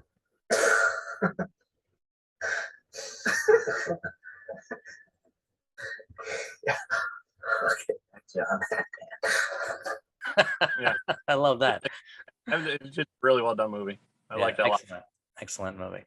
So let's keep going for time purposes. Let's do. Oh, here we go. This one's going to take a minute, and because the next movie on our list, chronologically, is The Shawshank Redemption, and this is your number one movie of. This was the number one movie of your your 94 movies, right? Top 5 of all time for sure. But yeah, number one of that year.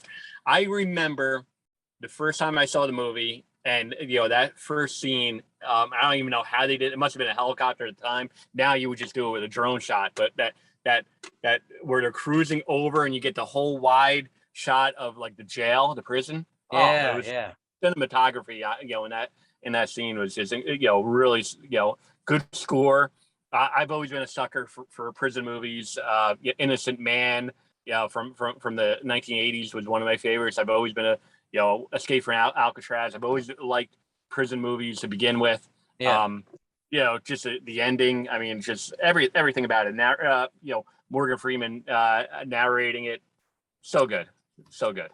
Morgan Freeman gets nominated for Best Actor in this movie, and we always thought that Tim Robbins kind of got robbed for not being. I thought they both should have. They were not. Tim Robbins was not nominated for Best Actor in this film. Like you talked about Paul Newman. Like, I mean, could you have given Tim Robbins for I think Paul? so. I think that people didn't want to take votes away from Morgan Freeman, but he wasn't going to beat Hanks anyway, so what does it matter? So I think this is my favorite Tim Robbins movie. I was in the path of the tornado. Didn't expect the storm would last as long as that. I didn't shoot my wife and I didn't shoot her lover. Whatever mistakes I made, I paid for them and then some. I guess it comes down to a simple choice, really. Get busy living, or get busy dying. So good in this movie. But over the years, Morgan Freeman's performance has aged fantastically. It's just gotten better with age. And the more I watch this movie, the more I appreciate all of his narration. And I have no idea to this day what those two Italian ladies were singing about. Truth is, I don't want to know. Some things are best left unsaid. I like to think they were singing about something so beautiful it can't be expressed in words, and makes your heart ache because of it. I tell you, those voices soared, higher and farther than anybody in a great place dares to dream. It was like some beautiful bird flapped into our drab little cage and made those walls dissolve away. And for the briefest of moments, every last man at Shawshank felt free. how unbelievably good he is in every scene of this movie. The scene where Yes. and then there's I could probably fit in like 7 different moments from this movie into the clip package. And there's the scene where Andy almost gets thrown off the roof. That's it. Step aside, Mert. This fucker's having himself an accident. You don't push him off the roof. Because if you do trust it, there's no reason you can't keep that 35,000. What did you say? 35,000. 35,000. All of it. All of it? Every penny. Start making sense. If you want to keep all that money, give it to your wife. The IRS allows a one-time only gift to your spouse for up to $60,000. Bullshit. Tax-free? Tax-free. IRS can't touch 1 cent. And when they're talking in the library about how he filters the warden's money. If they ever trace any of those accounts, they're going to wind up chasing a figment of my imagination. Be damned. Did I say you were good? Shit, you're a Rembrandt. You know, the funny thing is, on the outside, I was an honest man, straight as an arrow. I had to come to prison to be a crook. And just the scene at the end where he reads the letter under the tree. It's just. Say what's in there. I could use a good man to help me get my project on wheels. I'll keep an eye out for you, and the chessboard ready. Remember, Red, hope is a good thing, maybe the best of things, and no good thing ever dies. It's just so filled. And then when he finally, carves his name in the board above his room, whatever, and he says, "So was Red," after the other guy. So yeah, after the other guy had Brooks. Yeah, Brooks had killed himself, right? All those scenes are fantastic. And like I said, the how the movie surprises you at the end, it keeps surprising you from the moment that he breaks out of prison. I showed this to my son Zachary last year, and he loved it. He was so shocked. And it's still, I wonder, I think that even if anybody watches it for the first time, they would still, even knowing everything we know about Shawshank, if you had never seen this movie, if you watch it the first time, when you get to the end, the spin, the twist of this movie just puts this movie over the top. All the great scenes, all the great dialogue, great direction, wonderful score, and then the twist on the end just puts it all over the top. So the couple of things that they had going against it is the title. The title, is just not a great title, not a catching title. It's a Stephen King adaptation, right? It was a novella. Yep, but the title, a lot of people, through the years have pointed to that as being a reason why the movie, at least at the time, it wasn't a huge box office draw. Also, it didn't fit the script of, you don't have like a love interest in the movie. The one, woman in the movie, was murdered. I mean, so you don't have that to fall back on. A lot of movies, just have that traditional, at least have to have some sort of love interest or to get you through it. So those I two can't things. remember a movie that's ever won Best Picture that didn't have at least one female in the movie, like didn't have like one significant female part in the film. Exactly. So that had it against it. Yep.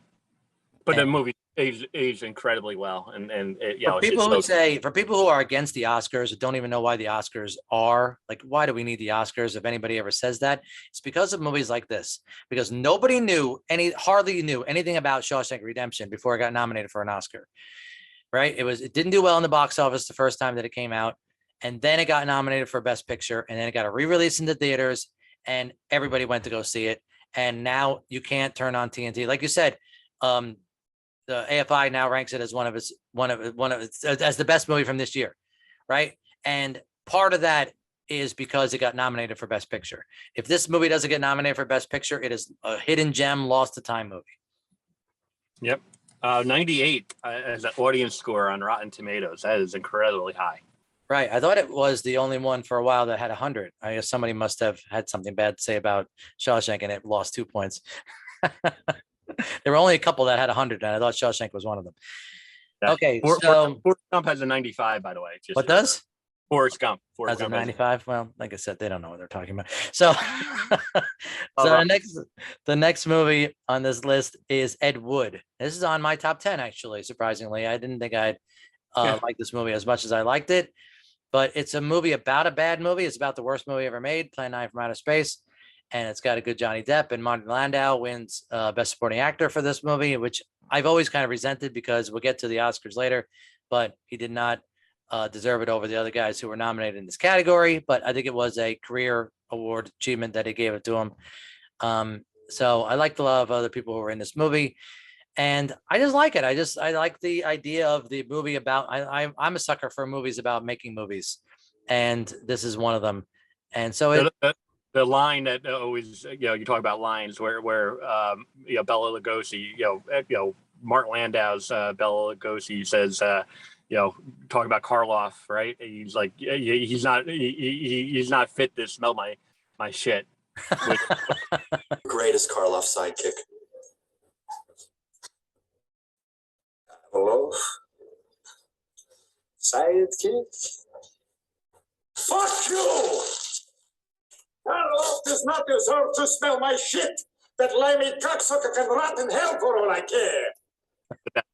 That was a line that to me, because if you think about it, can there be really a bigger insult? Like if someone isn't fit to smell your shit. I mean, that's a pretty bad insult when you think about it. That is up there. That is gotta be one of the worst. The way he delivers it is really good. It's just so good. There's one where they get tomatoes and shit thrown at them at a premiere or whatever, and they have to run away from the premiere. And then Martin Landau has that great line. He says, "Wow, what a premiere!"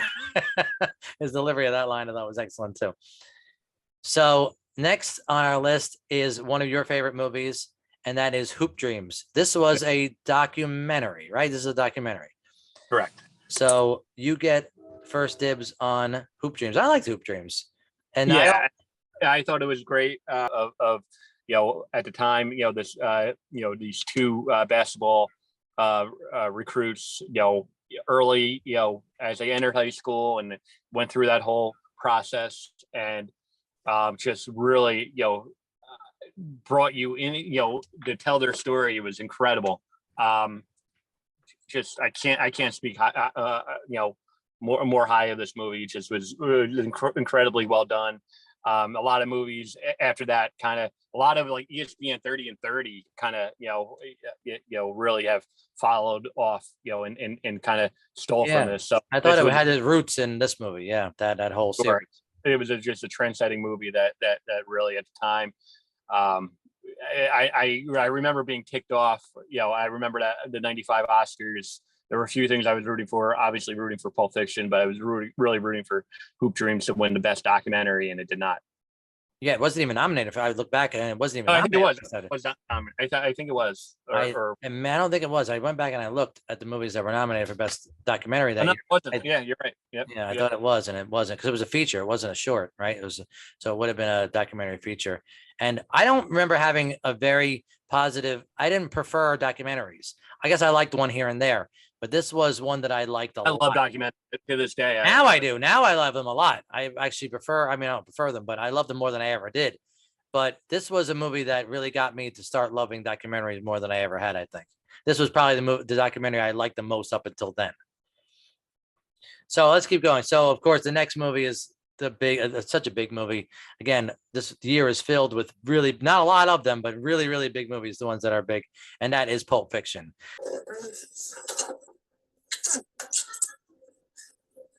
I love you, honey bunny. Everybody be cool, this is a robbery! I love you, fucking bitch, move! And I'll let execute every motherfucking last one of you!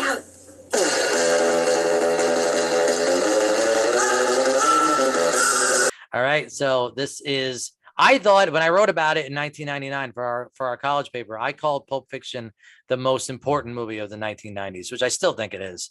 I still think that if you look back in the 1990s, the best representation of this decade has got to be is Pulp Fiction. I think there are I like other movies more that were made in this decade, and some of them I thought were better, but I thought the best representation of the decade was Pulp Fiction. It's just has everything in it that you want, and it's so cool. And it's you know what, I'm gonna let you talk about Pulp Fiction for a second first, because you have it higher on your list than me. So that's the rule here. So go ahead. It just broke all the rules. You know, I remember the first time I saw it. Like, I mean, in so many movies I've copied it. You know, since then, of just the way they told the story. You know, you're starting off with this couple in a diner having this conversation, and then all of a sudden you break from that to you know, Jules, you know, John Travolta and Samuel Jackson, their characters, and you're like, You know what they call a quarter pounder with cheese in Paris? They don't call it a quarter pounder with cheese? I mean, they got the metric system. They don't know what the fuck a quarter pounder is. And what do they call it? They call it Royale with cheese. Royale with cheese. That's right. What do they call a Big Mac? Big Mac's a Big Mac, but they call it Le Big Mac. Le Big Mac. What do they call a Whopper? I don't know. I didn't go to Burger King. just, well, what's going on? So your first, like, probably 45 minutes of this movie, you're just like, what's going on? Like, where am I? Yeah. Where it just broke all the rules. It was so cool. The dialogue, I mean, Quentin Tarantino, you know, just, I mean, I know he's been lauded for it through the years, but the dialogue in this movie is so incredible, impeccable. Come on, man, hurry up. Fuck. Okay. I think it's ready. All right, please hurry up, man. Okay, hurry up. Here, I'll tell you what to do. No, man. I ain't giving you're gonna give it a shot. You're gonna give it a shot. I ain't giving it a shot. I never done this before. I ain't never done it before either, all right? I ain't starting now. Look, you brought it here, and that means that you're gonna give it a shot. The day that I bring an OD and bitch to your house, then I give it a shot. Give it a shot. Give it here. Performances that reinvented John Travolta. Right. You know, Samuel Jackson. I mean, when you talk about, like, you know, performances, if you did the 5-year, you know, after, I mean, I think his performance has aged incredibly well. Probably the best performance in that movie, you know, if you ask me. Nobody's gonna hurt anybody. We're all gonna be like three little Fonzies here. And what's Fonzie like? Come on, Yolanda, what's Fonzie like? Cool. What? Cool. Correctamundo. And that's what we're gonna be. We're gonna be cool. He's really, really good. A lot of depth to the character. My favorite line from this movie, the quote, is the Ezekiel 25:17 one. And I will strike down upon thee with great vengeance and furious anger those who attempt to poison and destroy my brothers. And you will know my name is the Lord when I lay my vengeance upon thee. Yeah, I mean, that whole bit. So, I mean, he has so much presence in this movie, and then you know, at the end, you know, where you know, he lets the guy go and explains to him why. That whole dialogue is really good. You're the weak, and I am the tyranny of evil men. That's The truth is, you're the weak, and I am the tyranny of evil men. But I'm trying, Ringo. I'm trying real hard to be the shepherd. That's a great. It's so good. The movie is just great. It's just on so many levels. Other than, and I think we both agree, you know, the Bruce Willis girlfriend. It's horrible. Horrible. I know. That's a Bill Simmons take, and I completely I 100% agree. I 100% agree that she's horrible. Painful. Yes. But it does lead to one of my favorite parts, where, you know, after he flips out, throws the TV because you know, she forgot his watch. And you have the comedy because you had just seen the Christopher Walken watch, you know, dream. Right. This watch was on your daddy's wrist when they were shot down on that Hanoi. It was captured from the Vietnamese prison camp. He knew that if the gooks ever saw the watch, it would be confiscated, taken away. The way your dad looked at it, this watch was your birthright. You'd be damned if any slope's gonna put the greasy yellow hands on his boy's birthright, so he hid it. In one place he knew he could hide something, his ass. And so now you have some context to it of why it was important, and you know, gets upset, and then he forgives her. He forgives her, and you think that he's over it. And I hate to bring a bunch of stuff. I hated you about it, but I didn't illustrate how personal the watch was to me. All I give a fuck about was the watch, I should tell you that. Not a mind reader. And he's in his car the next time, and he says, "The only fucking thing I asked her to get was my goddamn father's watch." Nice size table on the kangaroo, right? The only thing I fucking cared about was my goddamn father's watch. Oh, the fucking thing she can fucking forget. She forgets my father's watch. I specifically reminded her. Bedside table on the kangaroo. Say the words. Don't forget my father's watch. Yeah, it's Classic, just so good. classic Bruce Willis. So good. So fucking hilarious in this movie. In that scene. Oh man, I love this movie too. Again, it's one of my favorite movies of all time. It's one of my favorite movies from this year, and this is my second favorite film of this year. And Tarantino did such a great job. First of all, his movies are all incredibly cool, and again, we're going to talk about that when we talk about the Oscars. But the other thing I really get from this movie is what you mentioned was how they kind of tell the story out of sequence, and you don't really know where you are. You have to kind of orient yourself with what the characters are wearing. Well, what Vincent and Jules are wearing is really tells you where you are in the story, because they had to change their outfit, and why they had to change their outfit is a whole part of the story too. I'm here to help. If my help's not appreciated, lots of luck, gentlemen. No, Mr. Wolf. It ain't like that. Your help is definitely appreciated. Mr. Wolf, listen. I don't mean disrespect, okay? I respect you. I just don't like people barking orders at me, that's all. I'm curt with you. It's because time is a factor. I think fast, I talk fast, and I need you guys to act fast if you want to get out of this. So, pretty please, with sugar on top. Clean the fucking car. So the way that he uses that, how they use the change of clothes and the change of scenery, and uses the story of why they had to change their clothes as part of the story, is just genius. Threshold, Jules. I got a threshold for the abuse that I will take. Right now, I'm a fucking race car, right? You got me in a red. And I'm just saying that it's fucking dangerous to have a race car in a fucking red. That's all. I could blow. Oh, you ready to blow? Yeah, I'm ready to blow. Well, I'm a mushroom cloud laying motherfucker. Every time my fingers touch brain, I'm super fly TNT. I'm the guns of the Navarone. In fact, what the fuck am I doing in the back? You the motherfuckers should be on brain detail. We fucking switching. I'm washing the windows and you picking up this nigga's skull. And he absolutely deserved his best original screenplay Oscar that he won for this movie. However good Reservoir Dogs is, and the dialogue of that movie is super cool, I think this even cranks it up a notch. If most people, if they had seen Reservoir Dogs, never would have thought he would have topped it, and he totally tops it with this movie. What country you from? What ain't no country I ever heard of? They speak English and what? What? English, motherfucker, do you speak it? Yes. Then you know what I'm saying. Describe what Marcellus Wallace looks like. What? Say what again? Say what again? I dare you. I double dare you, motherfucker. Say what one more goddamn time. Okay, so we're going to talk about Pulp Fiction again when we get to the Oscars. So the next movie on the list is Clerks.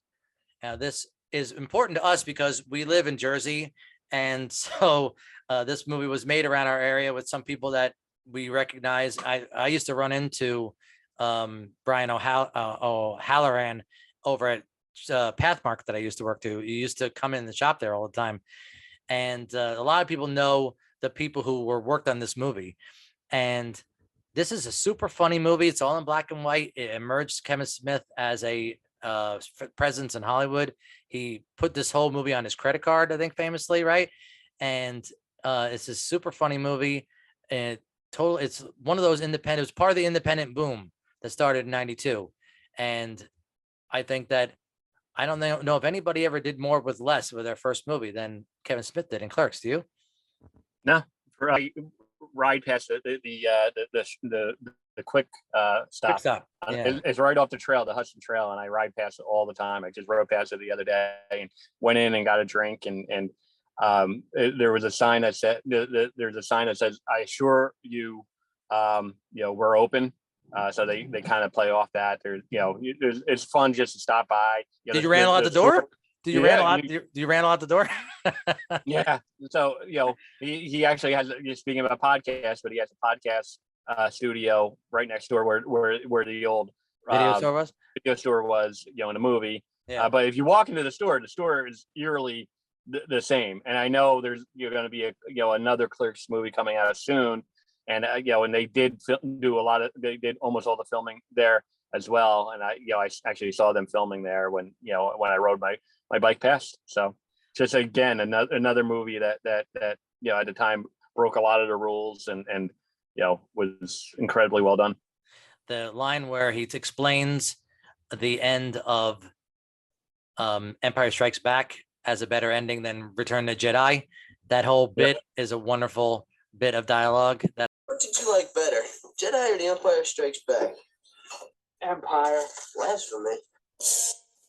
Empire had the better ending. I mean, Luke gets his hand cut off, finds out Vader's his father, hand gets frozen, taken away by Boba Fett. It ends on such a down note. I mean, that's what life is, a series of down endings.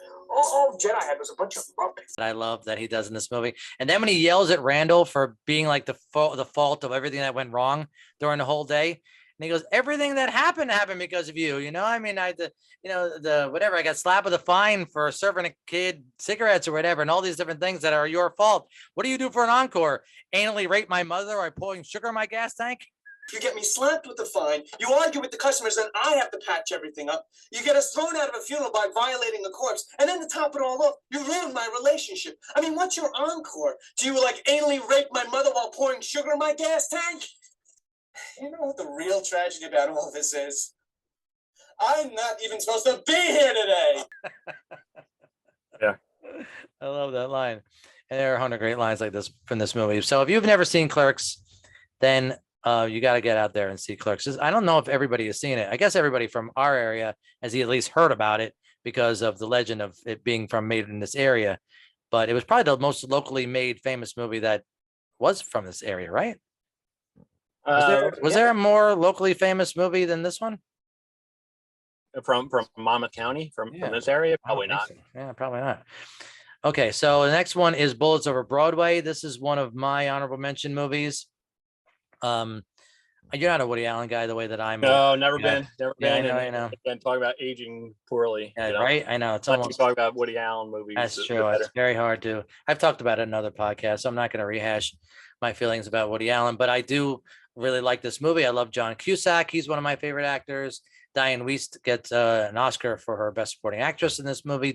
Jennifer Tilly somehow gets nominated for her performance in this movie, which is the only time she's ever going to get anywhere close to an Oscar nomination. Chaz Palminteri was also nominated for his performance in this movie. So this movie has a ton of nominated performances in it. And again, Woody Allen is a totally different kind of dialogue than Tarantino, but he's also a great dialogue writer and great scene writer. And for all of how horrible a person Woody Allen has turned out to be in his real life, I still think that he is a genius filmmaker and love most of his movies, including this one. But not your tempo. Nope. Okay. So the next one is Interview with a Vampire. Impossible to leave this one out of the section. I know this one hasn't aged that well either. I think it was a huge movie at the time. This is Tom Cruise and Brad Pitt, two of my favorite actors of all time. And it's sleek and sexy, and it's parts of it are very beautiful. And I secretly kind of like this movie. I guess it's a watchable bad movie by this point in its life. It was a very good movie at the time, but that hasn't aged well. I think people just kind of waned on it. They think Tom Cruise's character is kind of a jokey caricature of a vampire. And, Brad Pitt does a yeoman's job in this movie. So it's not one of his better performances. And so it's kind of waned over the years in its popularity, but it was big at the time. It was a very big deal, and it's coming back. It's going to be a series on, what is it, Showtime or Hulu or something. It's going to have a series called Interview with a Vampire. And so I don't know if you've heard about that. They're going to reboot the Interview with a Vampire story and have it as a series. Yeah, I didn't like it at the time. I remember seeing it in theater. I didn't like it. Don't like it now. Yeah, but you're right. I mean, it was a movie that was obviously well, a Received. lot, It was well, I don't know if it was well received. at the time. I think it was. I think at the time it was. Hasn't over the years. It's gotten worse, but I think at the time. Yeah. It was. Brad Pitt probably wasn't even my favorite Brad Pitt from that year. Legends of the Fall, I like a lot. I thought that was one of the better Brad Pitt. Don't worry, I haven't forgotten it. So the next one on the list is Disclosure. This is one of your honorable mention movies from this year. Excellent. Yeah, very, very good. Yep. Yeah, really good movie. And Michael Douglas did so many of these movies during this time. He just was so good at that type of performance, and I think Demi Moore was really good. It kind of flipped the whole script of sexual harassment, Right. where it was a female boss sexually harassing him. It was really, really well done. He has that great scene where he has a showdown, not a showdown, but like an argument with his wife because she thinks he may have done it.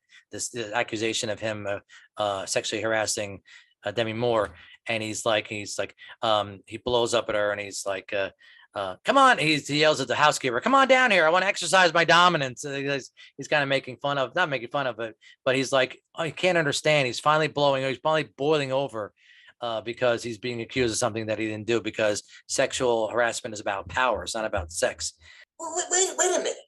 I got a better idea. Why don't I just admit it? Why don't I be that guy, that evil white male you're all complaining about? I like it. Then I can fuck everybody. Tom, stop it. Hey, Charmin, come on down here. Well, you want to exercise my dominance? Staring. I'm getting a patriarchal urge. Tom, the children. Yeah, my children, right? My children that I provide for and protect. That they can come in here between me and my wife, move my family out, take my job, and take the family and the house that we have made. And I apologize to them, Susan. They call me a rapist, and I apologize. Oh, come on, Susan, this is some kind of joke. Sexual harassment is about power. When did I have the power? So I thought that was a standout part of that movie. Well, if you go rewatch it, you talk about movies aging, how they age, but. This movie was 1994. The internet really doesn't get big until like probably 95, 96, 97 range. And a lot of the movie is like with email, and it's so prehistoric with I know the way that they're emailing and everything. Yes. If you try to rewatch it now, some of that type of stuff, you'll be like, whoa. So the next movie is on my list, and that is Dumb and Dumber. Yeah, very good. Dumber is so funny. It's one of the funniest movies of this year, and another Jim Carrey top 10 grossing movie of this year. And Jeff Daniels is hilarious in this movie too. And there are a million different great lines and moments from this movie when he says, "I bet I could get you gambling by the end of the day." And he goes, no way, get out of here. He goes, "Well, I'll give you 5-1 odds." "No, 10-1." He goes, "You're on." And he goes, "I'm gonna get you. I don't know how, but I'm gonna get you." I'll bet you $20 I can get you gambling before the end of the day. No way. I'll give you 3-1 odds. Nope. 5-1. Nope. 10-1. You're on. I'll get you. I don't know how, but I'm gonna get you. Great. Oh, great. It's my favorite Jim Carrey from this year for sure. There's so many great lines that quotable lines. I'll just dump them in. I'm not gonna. They're escaping me. I probably should have written them down before we started the podcast. But I'll do a couple of them. I'll throw a couple of them in right here, and just where I see fit, just the best ones, because there's just so many you can't leave them out. That's a lovely accent you have. New Jersey? Austria. Austria. Well then, good day, mate. Let's put another shrimp on the barbie. I would have to be a lowlife to go rooting around in somebody else's private property. Is it locked? Yeah, really well. I expected the Rocky Mountains to be a little rockier than this. I was thinking the same thing. That John Denver's full of shit, man. Jeez, look at the butt on there. Yeah. He must work out. What's her last name? I'll look it up. I don't really recall. Starts with an S. So Swami, Slippy, Slappy, Slimming, Swanson? Maybe it's on the briefcase. Look on the. Oh yeah, it's right here. Samsonite. I was way off. I knew it started with an S, though. What do you think the chances are of a guy like you and a girl like me ending up together? Not good. You mean not good like 1 out of 100? I'd say more like 1 out of a million.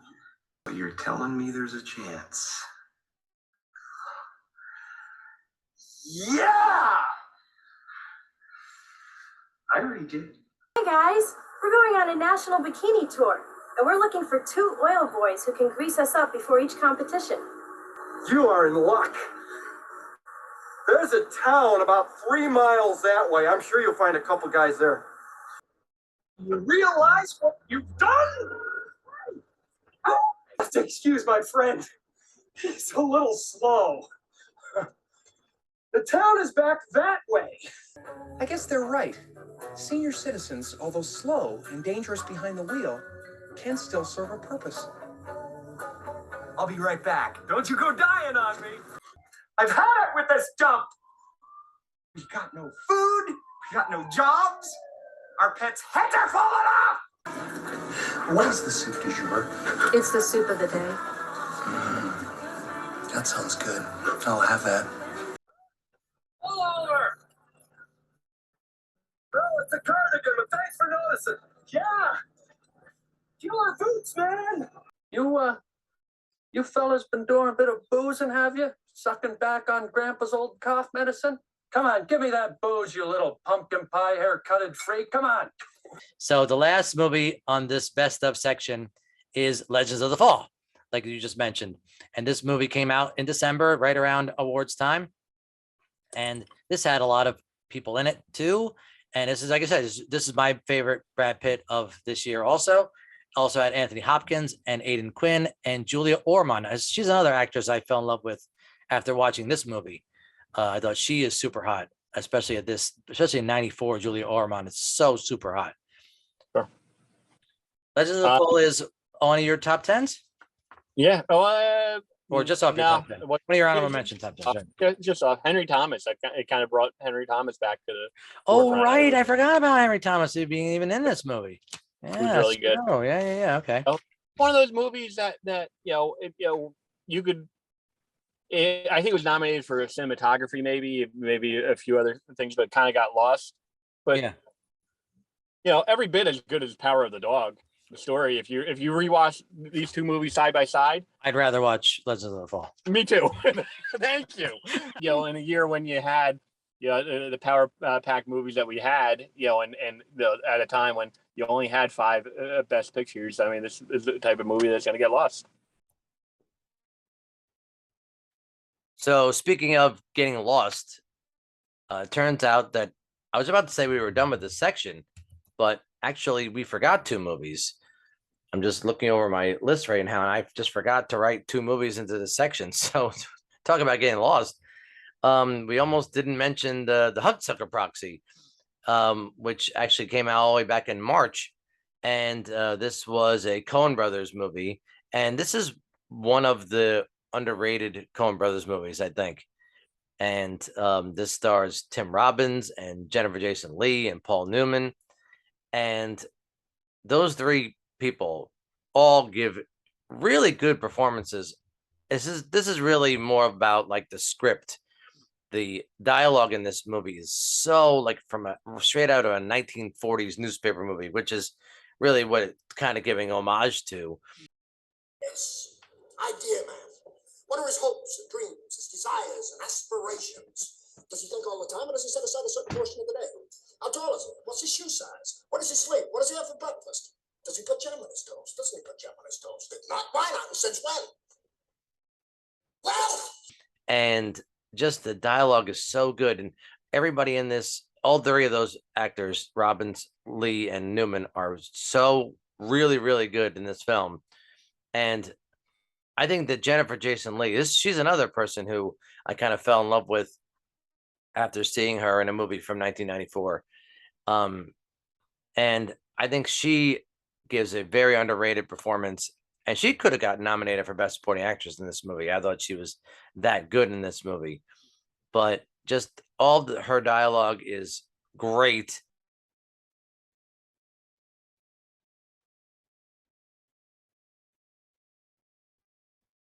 Watching your Norville. Shut up. I don't think I haven't noticed how you've changed. I used to think you were a swell guy. Well, to be honest, I thought you were an imbecile. Shut up. But then I figured out you were a swell guy. A little slow, maybe, but a swell guy. Well, maybe you're not so slow, but you're not so swell either. And it looks like you're an imbecile after all. Shut up. After all, you haven't talked to me for a week, and now I'm going to say my piece. Look, I've never been dumped by a fella before, and that hurts. But what really hurts is watching you outrun your soul, chasing after money and ease and the respect of a board that wouldn't give you the time of day if you worked in a watch factory. Shut up. And Tim Robbins is really funny. This combined with Shawshank really makes this two really good performances from him from this year. And Hudsucker Proxy is definitely worth being on my list. In fact, looking at it, it's one of my alternates for my top 10, and I can't believe I forgot it. I can't believe that I forgot to mention it in this section. But yeah, Hudsucker Proxy, one of the best movies from 1994. The last movie that I forgot to mention also, and I don't know how the hell I forgot it. I just must have just forgotten to write it down, and that is The Ref, movie that both you and I like. And this stars Dennis Leary and Kevin Spacey. Really, this is Kevin Spacey's breakout role. Kevin Spacey had been in a couple of things prior to this, but this was the performance that really put him on the map, and he's one of the leads in this movie. And he has got, this is really where he defined his character as that, really angry kind of emotional thing that he become famous for over the next decade after this, well, a little more than a decade, actually. You and my wife have a lot in common. You both think you have some right to life working out the way you want it to, and if it doesn't, you get to act any way you want. Problem with that is someone still has to be responsible. I'd love to run around taking classes and playing with my inner selfness. I'd love the freedom to be a pissed off criminal without any responsibility, except I don't have the time. But you don't see me with a gun. You don't see me sleeping with someone else. And it's complicated. We're talking about things that age well and don't age well. Anything with Kevin Spacey doesn't age well now because of everything we know about him. But he's still undeniable in this film. I can't get over. When I went back and looked at this movie again for the clips that I wanted to put in it, he's the one that really stands out in this movie for me. All of his dialogue is really, really good. You think my life turned out the way I wanted because I live in this house? You think every time I look in the mirror, I shout, gee, I'm glad I'm me, and not some 19-year-old billionaire rock star with the body of an athlete and a 24-hour erection? No, I don't. So just excuse the shit out of me. But at the time, it was Dennis Leary. This was a vehicle for Dennis Leary because Dennis Leary was very hot as a stand-up comic, and they were trying to put him in some movies. And this was his first big, I think this was his first big movie that he was ever in. So he was the main star of this movie. He is the one this movie's supposed to revolve around. No, lady, I'd like to tie you to the back of a fucking truck. You don't have the balls. What the fuck is wrong with you? I thought moms are supposed to be nice and sweet and patient. I know loan sharks are more forgiving than you. Your husband ain't dead, lady. He's hiding. He's a whatever. He's a burglar. I guess so. Yeah, he's a burglar, and he kind of gets trapped in this town, and it's all about him trying to get out of this town. I can break into any house, anywhere, anytime, take whatever I want, in and out, 10 minutes, no prints, no evidence, nothing. What's his name? That installed that fucking roadrunner booby trap. I'd be in Jamaica by now. And it's also funny. It's very dramatic. Not very. I'm sorry. I take that back. It's not very dramatic. it's comedy, but the comedy is like, what is it like? It's like it's like argument comedy. The arguments are just people yelling at each other, or no, like arguing with each other, and the arguments are what's funny.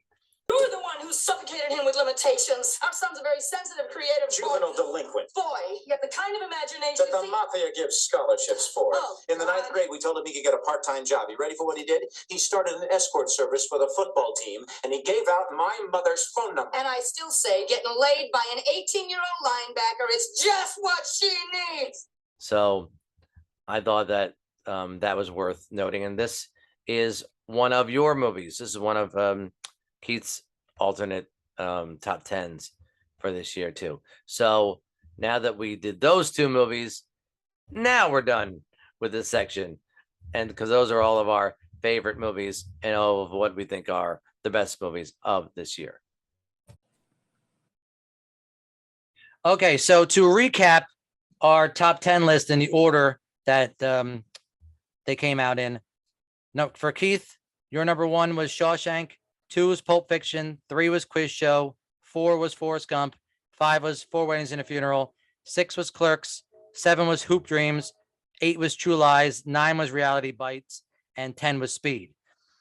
And my top 10 was Forrest Gump 1, Pulp Fiction 2, Shawshank Redemption 3, The Player 4, Four Weddings and a Funeral 5, Quiz Show 6, Dumb and Dumber 7, Clerks 8, Ed Wood 9, and Natural Born Killers 10.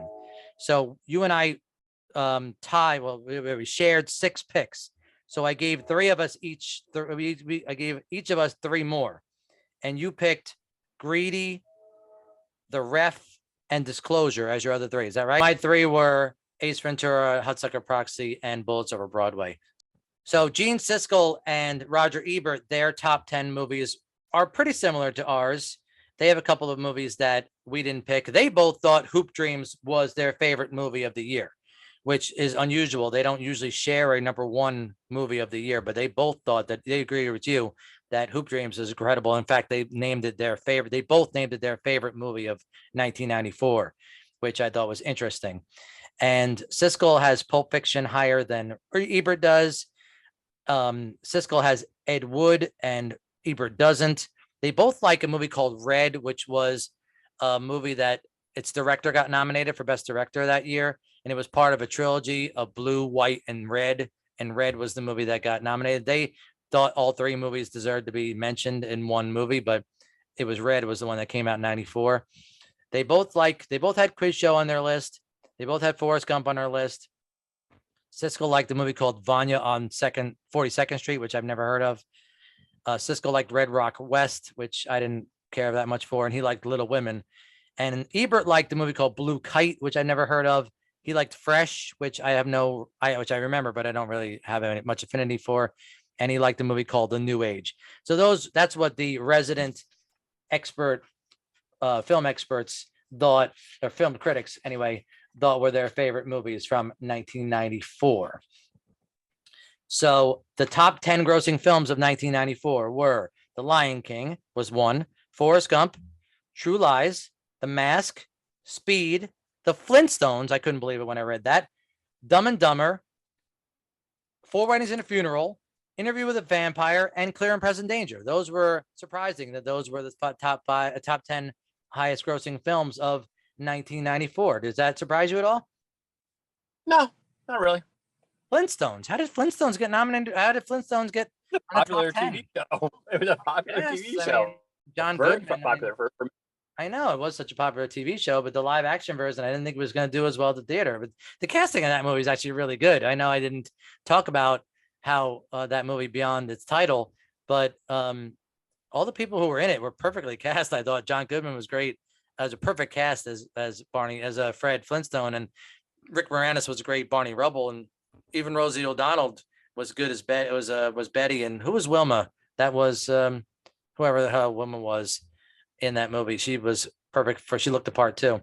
So they did a good job of casting that movie, but I'm so surprised that movie got made as much money as it did. But hey, good for it. Good for that movie. So before we do the Oscars, I prepped you with this question before we did the podcast.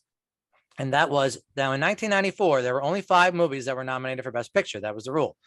And the rule changed in 2008, and where they made it more than 5. Today, the rule is 10. So if that was the rule back in 1994, and 5 other movies could have gotten nominated for Best Picture, if you were the Academy, what do you think were the 5 other movies they would have nominated in 1994? All right, great question.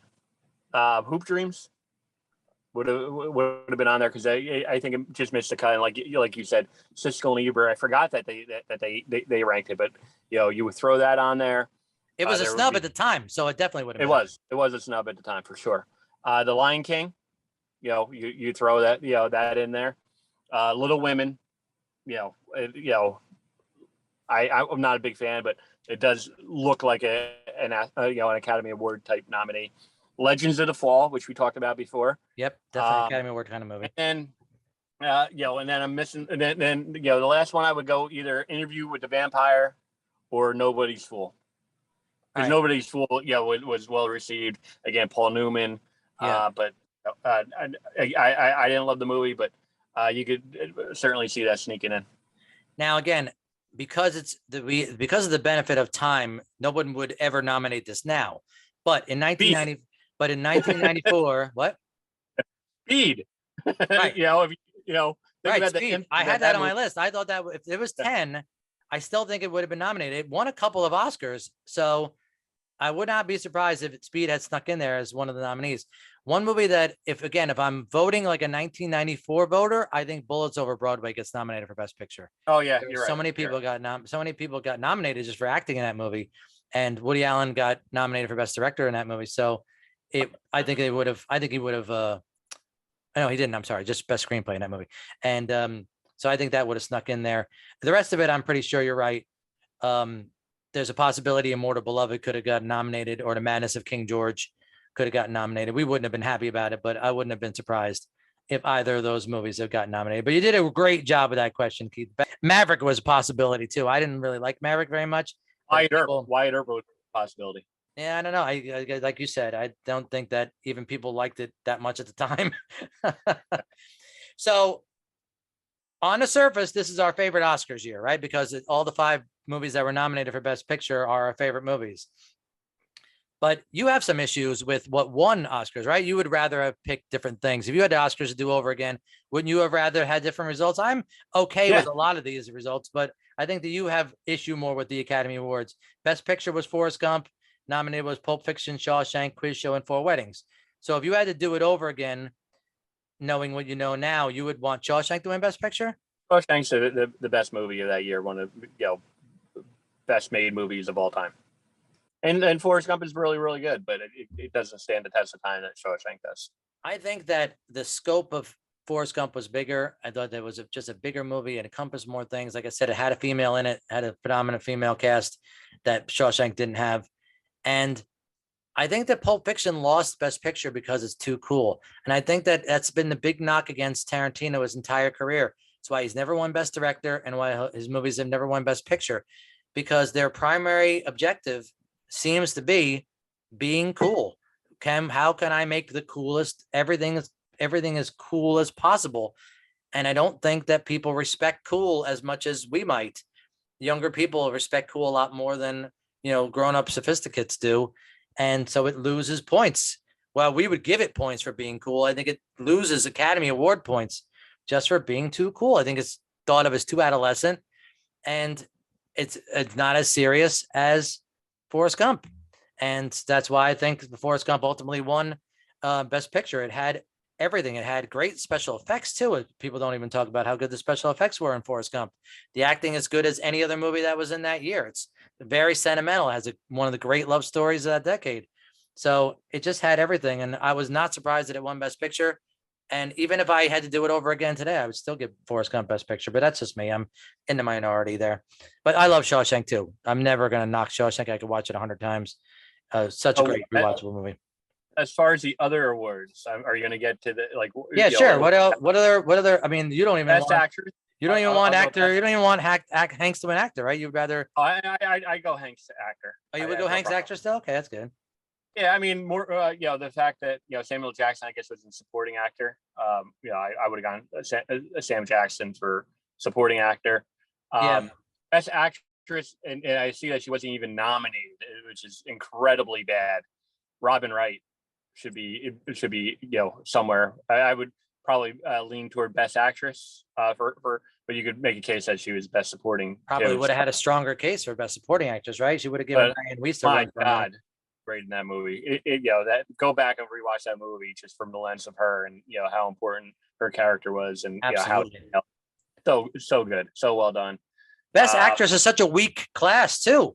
I'm looking over the best actress category. It's a weak class of I mean, nobody even remembers who Jessica Lange was in Blue Sky, and she won the Oscar for that movie. I don't understand how that even happened. Jodie Foster and Nell, people make fun of that performance now, which is so weird that at the time people thought she had done such a great job in that movie. And so, yeah, if you wanted to nominate Robin Wright as best actress, I don't know if she was in enough of it to classify her to be best actress, but they could have done it. She was in, I guess she was in enough of it. She would have had a stronger case, but then she would have been up against Uma Thurman, who just as good a chance of winning best supporting actress in that category for Pulp Fiction. So, yeah. So there was a lot of people had a lot of gripes. With the results. Winona gets best actress for Little Women, which you could completely see, but you can make a case Reality Bites. I mean, she was great in that movie, and I'm not the biggest. I know you're not a huge Winona Ryder fan, but not really. She was only a couple of them. Really good. Uma Thurman, best supporting actress. I would have leaned toward her winning, but So a couple of other awards that were given out to movies that you might have thought the Oscars forgot. Speed won 2 Oscars. It won Best Sound and Best Sound Effects, which I thought were very cool. Forrest Gump won Best Visual Effects because of what they did with Lieutenant Dan and the scene where the forest explodes behind Forrest Gump. Gump wins Best Adapted Screenplay, and then Pulp Fiction wins Best Original Screenplay, but also nominated for Best Original Screenplay that year was Bullets Over Broadway and Four Weddings and a Funeral. Notably was nominated for Best Supporting Act, but for Best Screenplay. Four Weddings and a Funeral didn't win anything. It was one of the most nominated movies that didn't win anything. But just the fact that it was nominated for being such a small movie was a coup for Four Weddings and a Funeral. And like I said, the only other movie other than Forrest Gump to win even 2 Oscars was The Lion King. It won Best Song and Best Score for Hans Zimmer. And other than that, Forrest Gump dominated the Oscars. It won 6 Oscars. So that was the Oscars. Okay, so that's that. So let's go over real quickly. So I want to ask you, I don't know how I want to do this. Maybe I don't know if I want to rattle them off or I want to ask you if you know who made their film debut in 1994. You're going to love this. Okay, so these are a list of actors. Ewan McGregor. McGregor, right? You know what? Mm-hmm. Don't look him up. But you remember what movie was in for his film debut? I don't. It was a movie called Being Human. That's it. That was a movie. But alphabetically, I listed this. I got these off of Wikipedia. Apparently, Jessica Alba was in her first movie this year. Danny Boyle, the director, directed his first movie this year. Rose Byrne, Claire Danes, she was in Little Women. That was her first movie. Emily Deschanel from Bones, she was in her first movie this year. Cameron Diaz was in The Mask. That was her first movie ever. Rachel Griffith, Scarlett Johansson. Greg Kinnear was in Blank Man. That was his first movie. Jude Law, Ewan McGregor, like you said, Christopher Maloney, Sandra Oh, Haley Joel Osment. You know what movie Haley Joel Osment was in his first performance was, right? What was Haley Joel Osment's first performance? His film debut. Richie. I don't know. That's Sense. What? It's Sixth Sense, right? No, that's 97. Then what? Forrest Gump. Oh yeah, that's right. He was little Forrest Gump. Yeah. Whatever. He was his son, right? He played his son in the movie. Yep. Shaquille O'Neal made his first movie performance, right? You know what movie that was in? Blue right? That was Blue Chips. That's right. Natalie Portman was in, what movie she was in her first performance? The Professional. That's right. The Professional. Very good. Mark Ruffalo was in his first performance. Liev Schreiber was in his first performance in this year. Andy Serkis was in his first performance. J.K. Simmons, his first movie role was from this year. That was from The Ref. He was in The Ref this year. That's right. Yep. French Stewart was in his first movie this year. Kenan Thompson made his film debut. Chris Tucker was in House Party. Liv Tyler was in her first movie. Mark Wahlberg, his first movie was 94 from Renaissance Man. Rachel Weisz was her first movie. Michelle Williams and Kate Winslet all made their film debuts in 1994. I thought that was very interesting. So what else did I have? Oh, yes, this is a very important one. And this one I'm going to rely on you because you're maybe the only other person who can do this category with me correctly. And that is to figure out who is the actor and actress of the year from 1994. Now, have you thought about this since I asked you about it? Yeah, sure. Okay, so what did you think as far as who deserved the actor and actress? Now, again, this is a category for actors and actresses who have been in multiple good performances in the same calendar year. Here it is. Yeah, I mean the answer. There's a clear answer. It's Jim Carrey. Jim Carrey. Very good. I mean the three movies. And just whether you break it down by box office or just the impact. Dumb and Dumber, was our modern day Caddyshack or Animal House. Those movies that got heavily quoted in 70s and 80s. Dumb and Dumber got requoted, and it paved the way. It was Farrelly Brothers, did so many movies after that really, but Dumb and Dumber and Jim Carrey just had a run of movie after movie, but all three of them, The Mask, to a lesser extent, but Ace Ventura and Dumb and Dumber. Jim Carrey is a clear winner of 1994. I believe so too. And Tim Robbins, I mean, was snubbed. But you had Hudsucker Proxy on there. He was great in that movie. Samuel Jackson did three movies at the time. There was a movie called Fresh that I never saw that that was widely acclaimed. Robert Wool, did Cobb and the Scout. That's my guy. We talked about it before. Yeah, he's your guy. But yeah, Jim Carrey is the clear winner. In that. I believe so too. Oh, Kevin Bacon, the air up there and the River of Wild. Yeah, but you're right that I would give it to Carey because he had two of the top 10 grossing movies of this year, and The Mask was another very notable film from this year. And he was just so Jim Carrey, and whether some people it might not be their cup of tea, but if you like, he defined the year more than any other one actor. Now, the busiest actor of 94 was Steve Buscemi. Okay. He was in 7 movies in 1994, and I can't recognize half of them. And even the ones that I can recognize, the one he was in the most, I thought, was Airheads. Of all the movies, I'm not going to list them all, but there's some of these movies. Pulp Fiction, he was the waiter. He was the waiter. Yep. Right. He had a small part in Hudsucker Proxy. He was a bartender in that. So he made appearances in 7 different films. The other person I considered for a best actor of the year, other than Jim Carrey, was Tommy Lee Jones. Tommy Lee Jones in 1994 was in Cobb, Blue Sky, Natural Born Killers. Weird in that movie. Right? Ooh. I know. And Blown Away. And The Client. Oh, yeah. He was in a lot. He was in one. Brandon. He was in 1, 2, 3, 4, 5 movies in 1994. So he made a big splash. He had a big year. He didn't have as many year, but I thought who's my best what? Best actress? That's a tough one too, because it's a toss-up. I have a couple of different ones that I have here. Now, first one I thought was Jodie Foster, because she was nominated for Nell and she had a prominent role in Maverick. And I really couldn't find any other person who was in even 3 movies in the same year, except I think Susan Sarandon was in 3. She was in The Client, Little Women, and Safe Passage.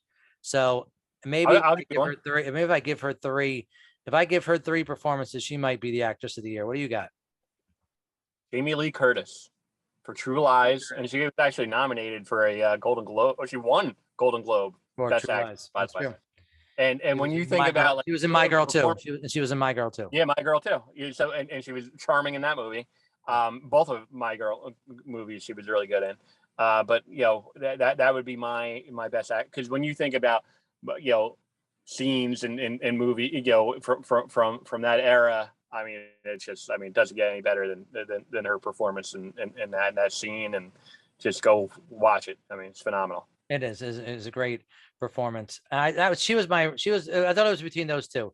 I thought it was between Jamie Lee Curtis and. I was surprised that she won a Golden Globe. Yeah, me too. Well, That was cool. yeah, because they have a whole other category in Golden Globes for comedy. So there was comedy, musical or comedy. Yep. Yeah, right. So that's how that happened. There are a lot of people had multiple good performances in this year. Too many to mention. But if you ever want a rabbit hole to go down for, Brad Pitt was in Legends of the Fall and Interview with a Vampire in the same year. So, and then Gary Oldman was in Immortal Beloved, Romeo's Bleeding, and Professional, all in the same year. And Nick Nolte was in I Love Trouble, Blue Chips, and I'll Do Anything in the same year. So there was a lot of people who had even more than two performances in the same year. But I thought that the ones that Nicolas Cage was in Guarding Tess, It Could Happen to You, Trapped in Paradise, and he was the main voice in this documentary called The History of Cinema. So he was very busy in 1994 as well. But I think we did a good job with that category. Bruce Willis also was in Pulp Fiction and The Color of Night and Nobody's Fool. So he was busy in 1994 too. All right, so we did it. We got through all of 1994. We did it. It was a lot easier than it was in the other episodes. I tell you what, man. So the last thing we have to do is we have to judge 1994 against the other movies that we've done in this, the other years of movies that we've done in this podcast so far. We've done 86, 88, and 98. So we have to decide, is this so far the best movie year that was of the movies that we've done? I think it's the best year ever. I mean, just, you can make a case. I mean, a lot of people have made that case that it's the best movie year, It is a great, certainly I think it's our favorite. And if you take the movies that are at the top of our favorites, it definitely wins hands down. Going away is a landslide. But just when you have to factor in all the other crap that came out in this year, you have to average that in. And there weren't as many of our favorites that I've covered in other years. And I don't know. It's very close. Very close. It's not the runaway that I originally thought it was going to be. Your vote would be the 94 would be the champion, right? You think this is your favorite year so far of the ones we've done? It's my favorite for sure. All right. Yep. So that's your vote. I don't know. I'm leaning. I don't know. I want to say 94 is also, but I just don't know. I haven't made up my mind.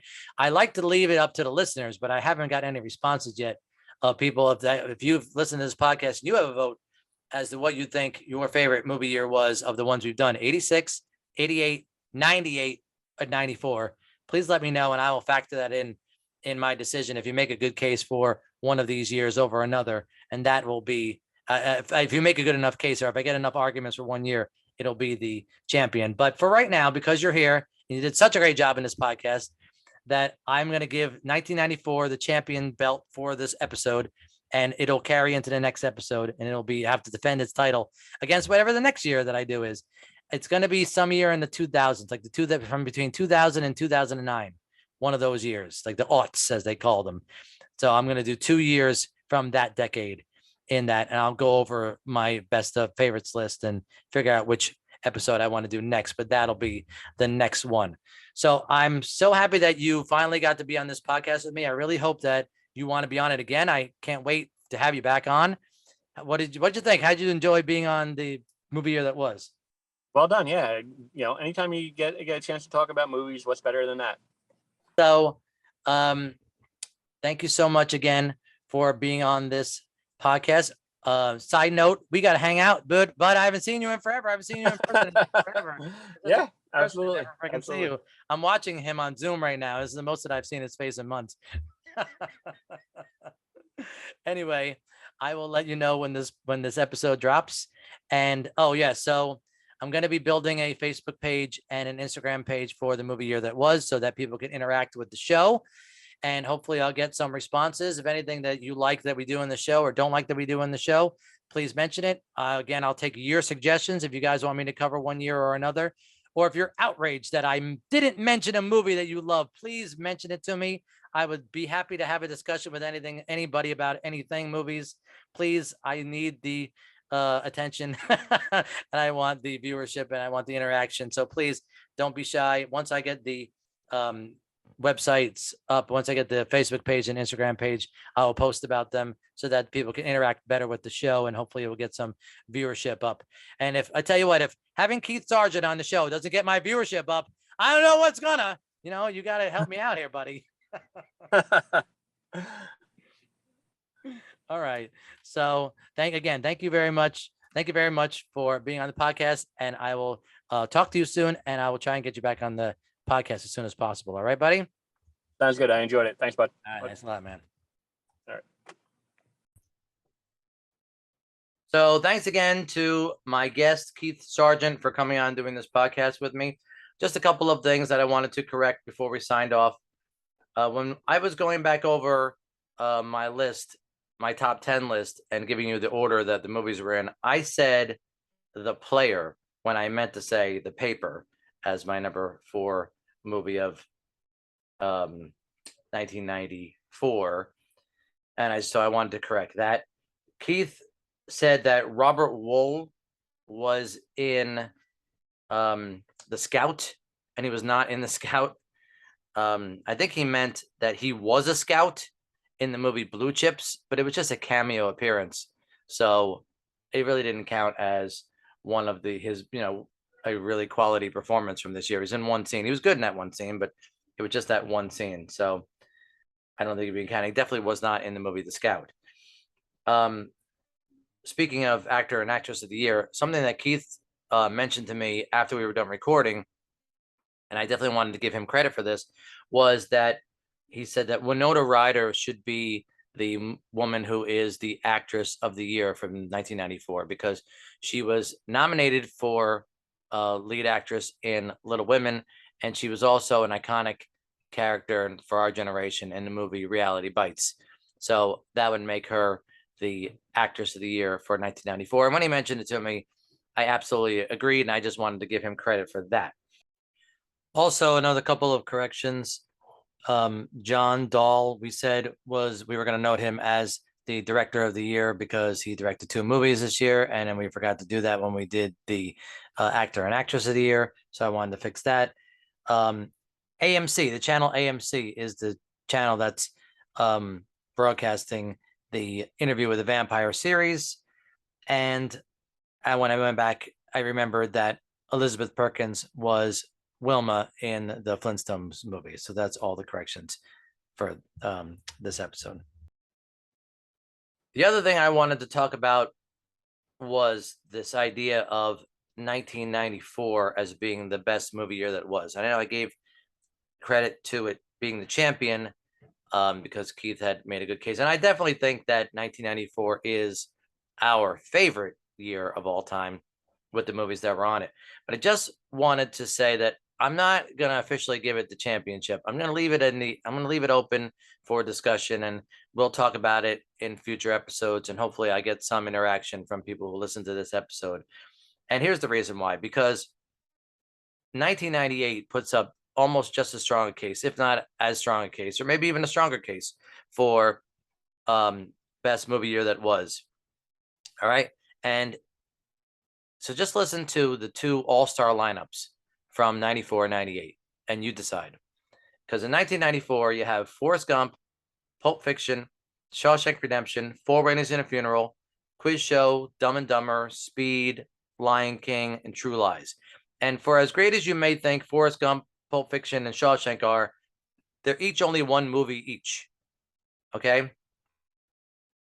So that's the all-star lineup for 94. And so the lineup for 98 is Saving Private Ryan, The Big Lebowski, American History X, Rushmore, The Truman Show, Rounders, Primary Colors, Out of Sight, There's Something About Mary, and Pleasantville.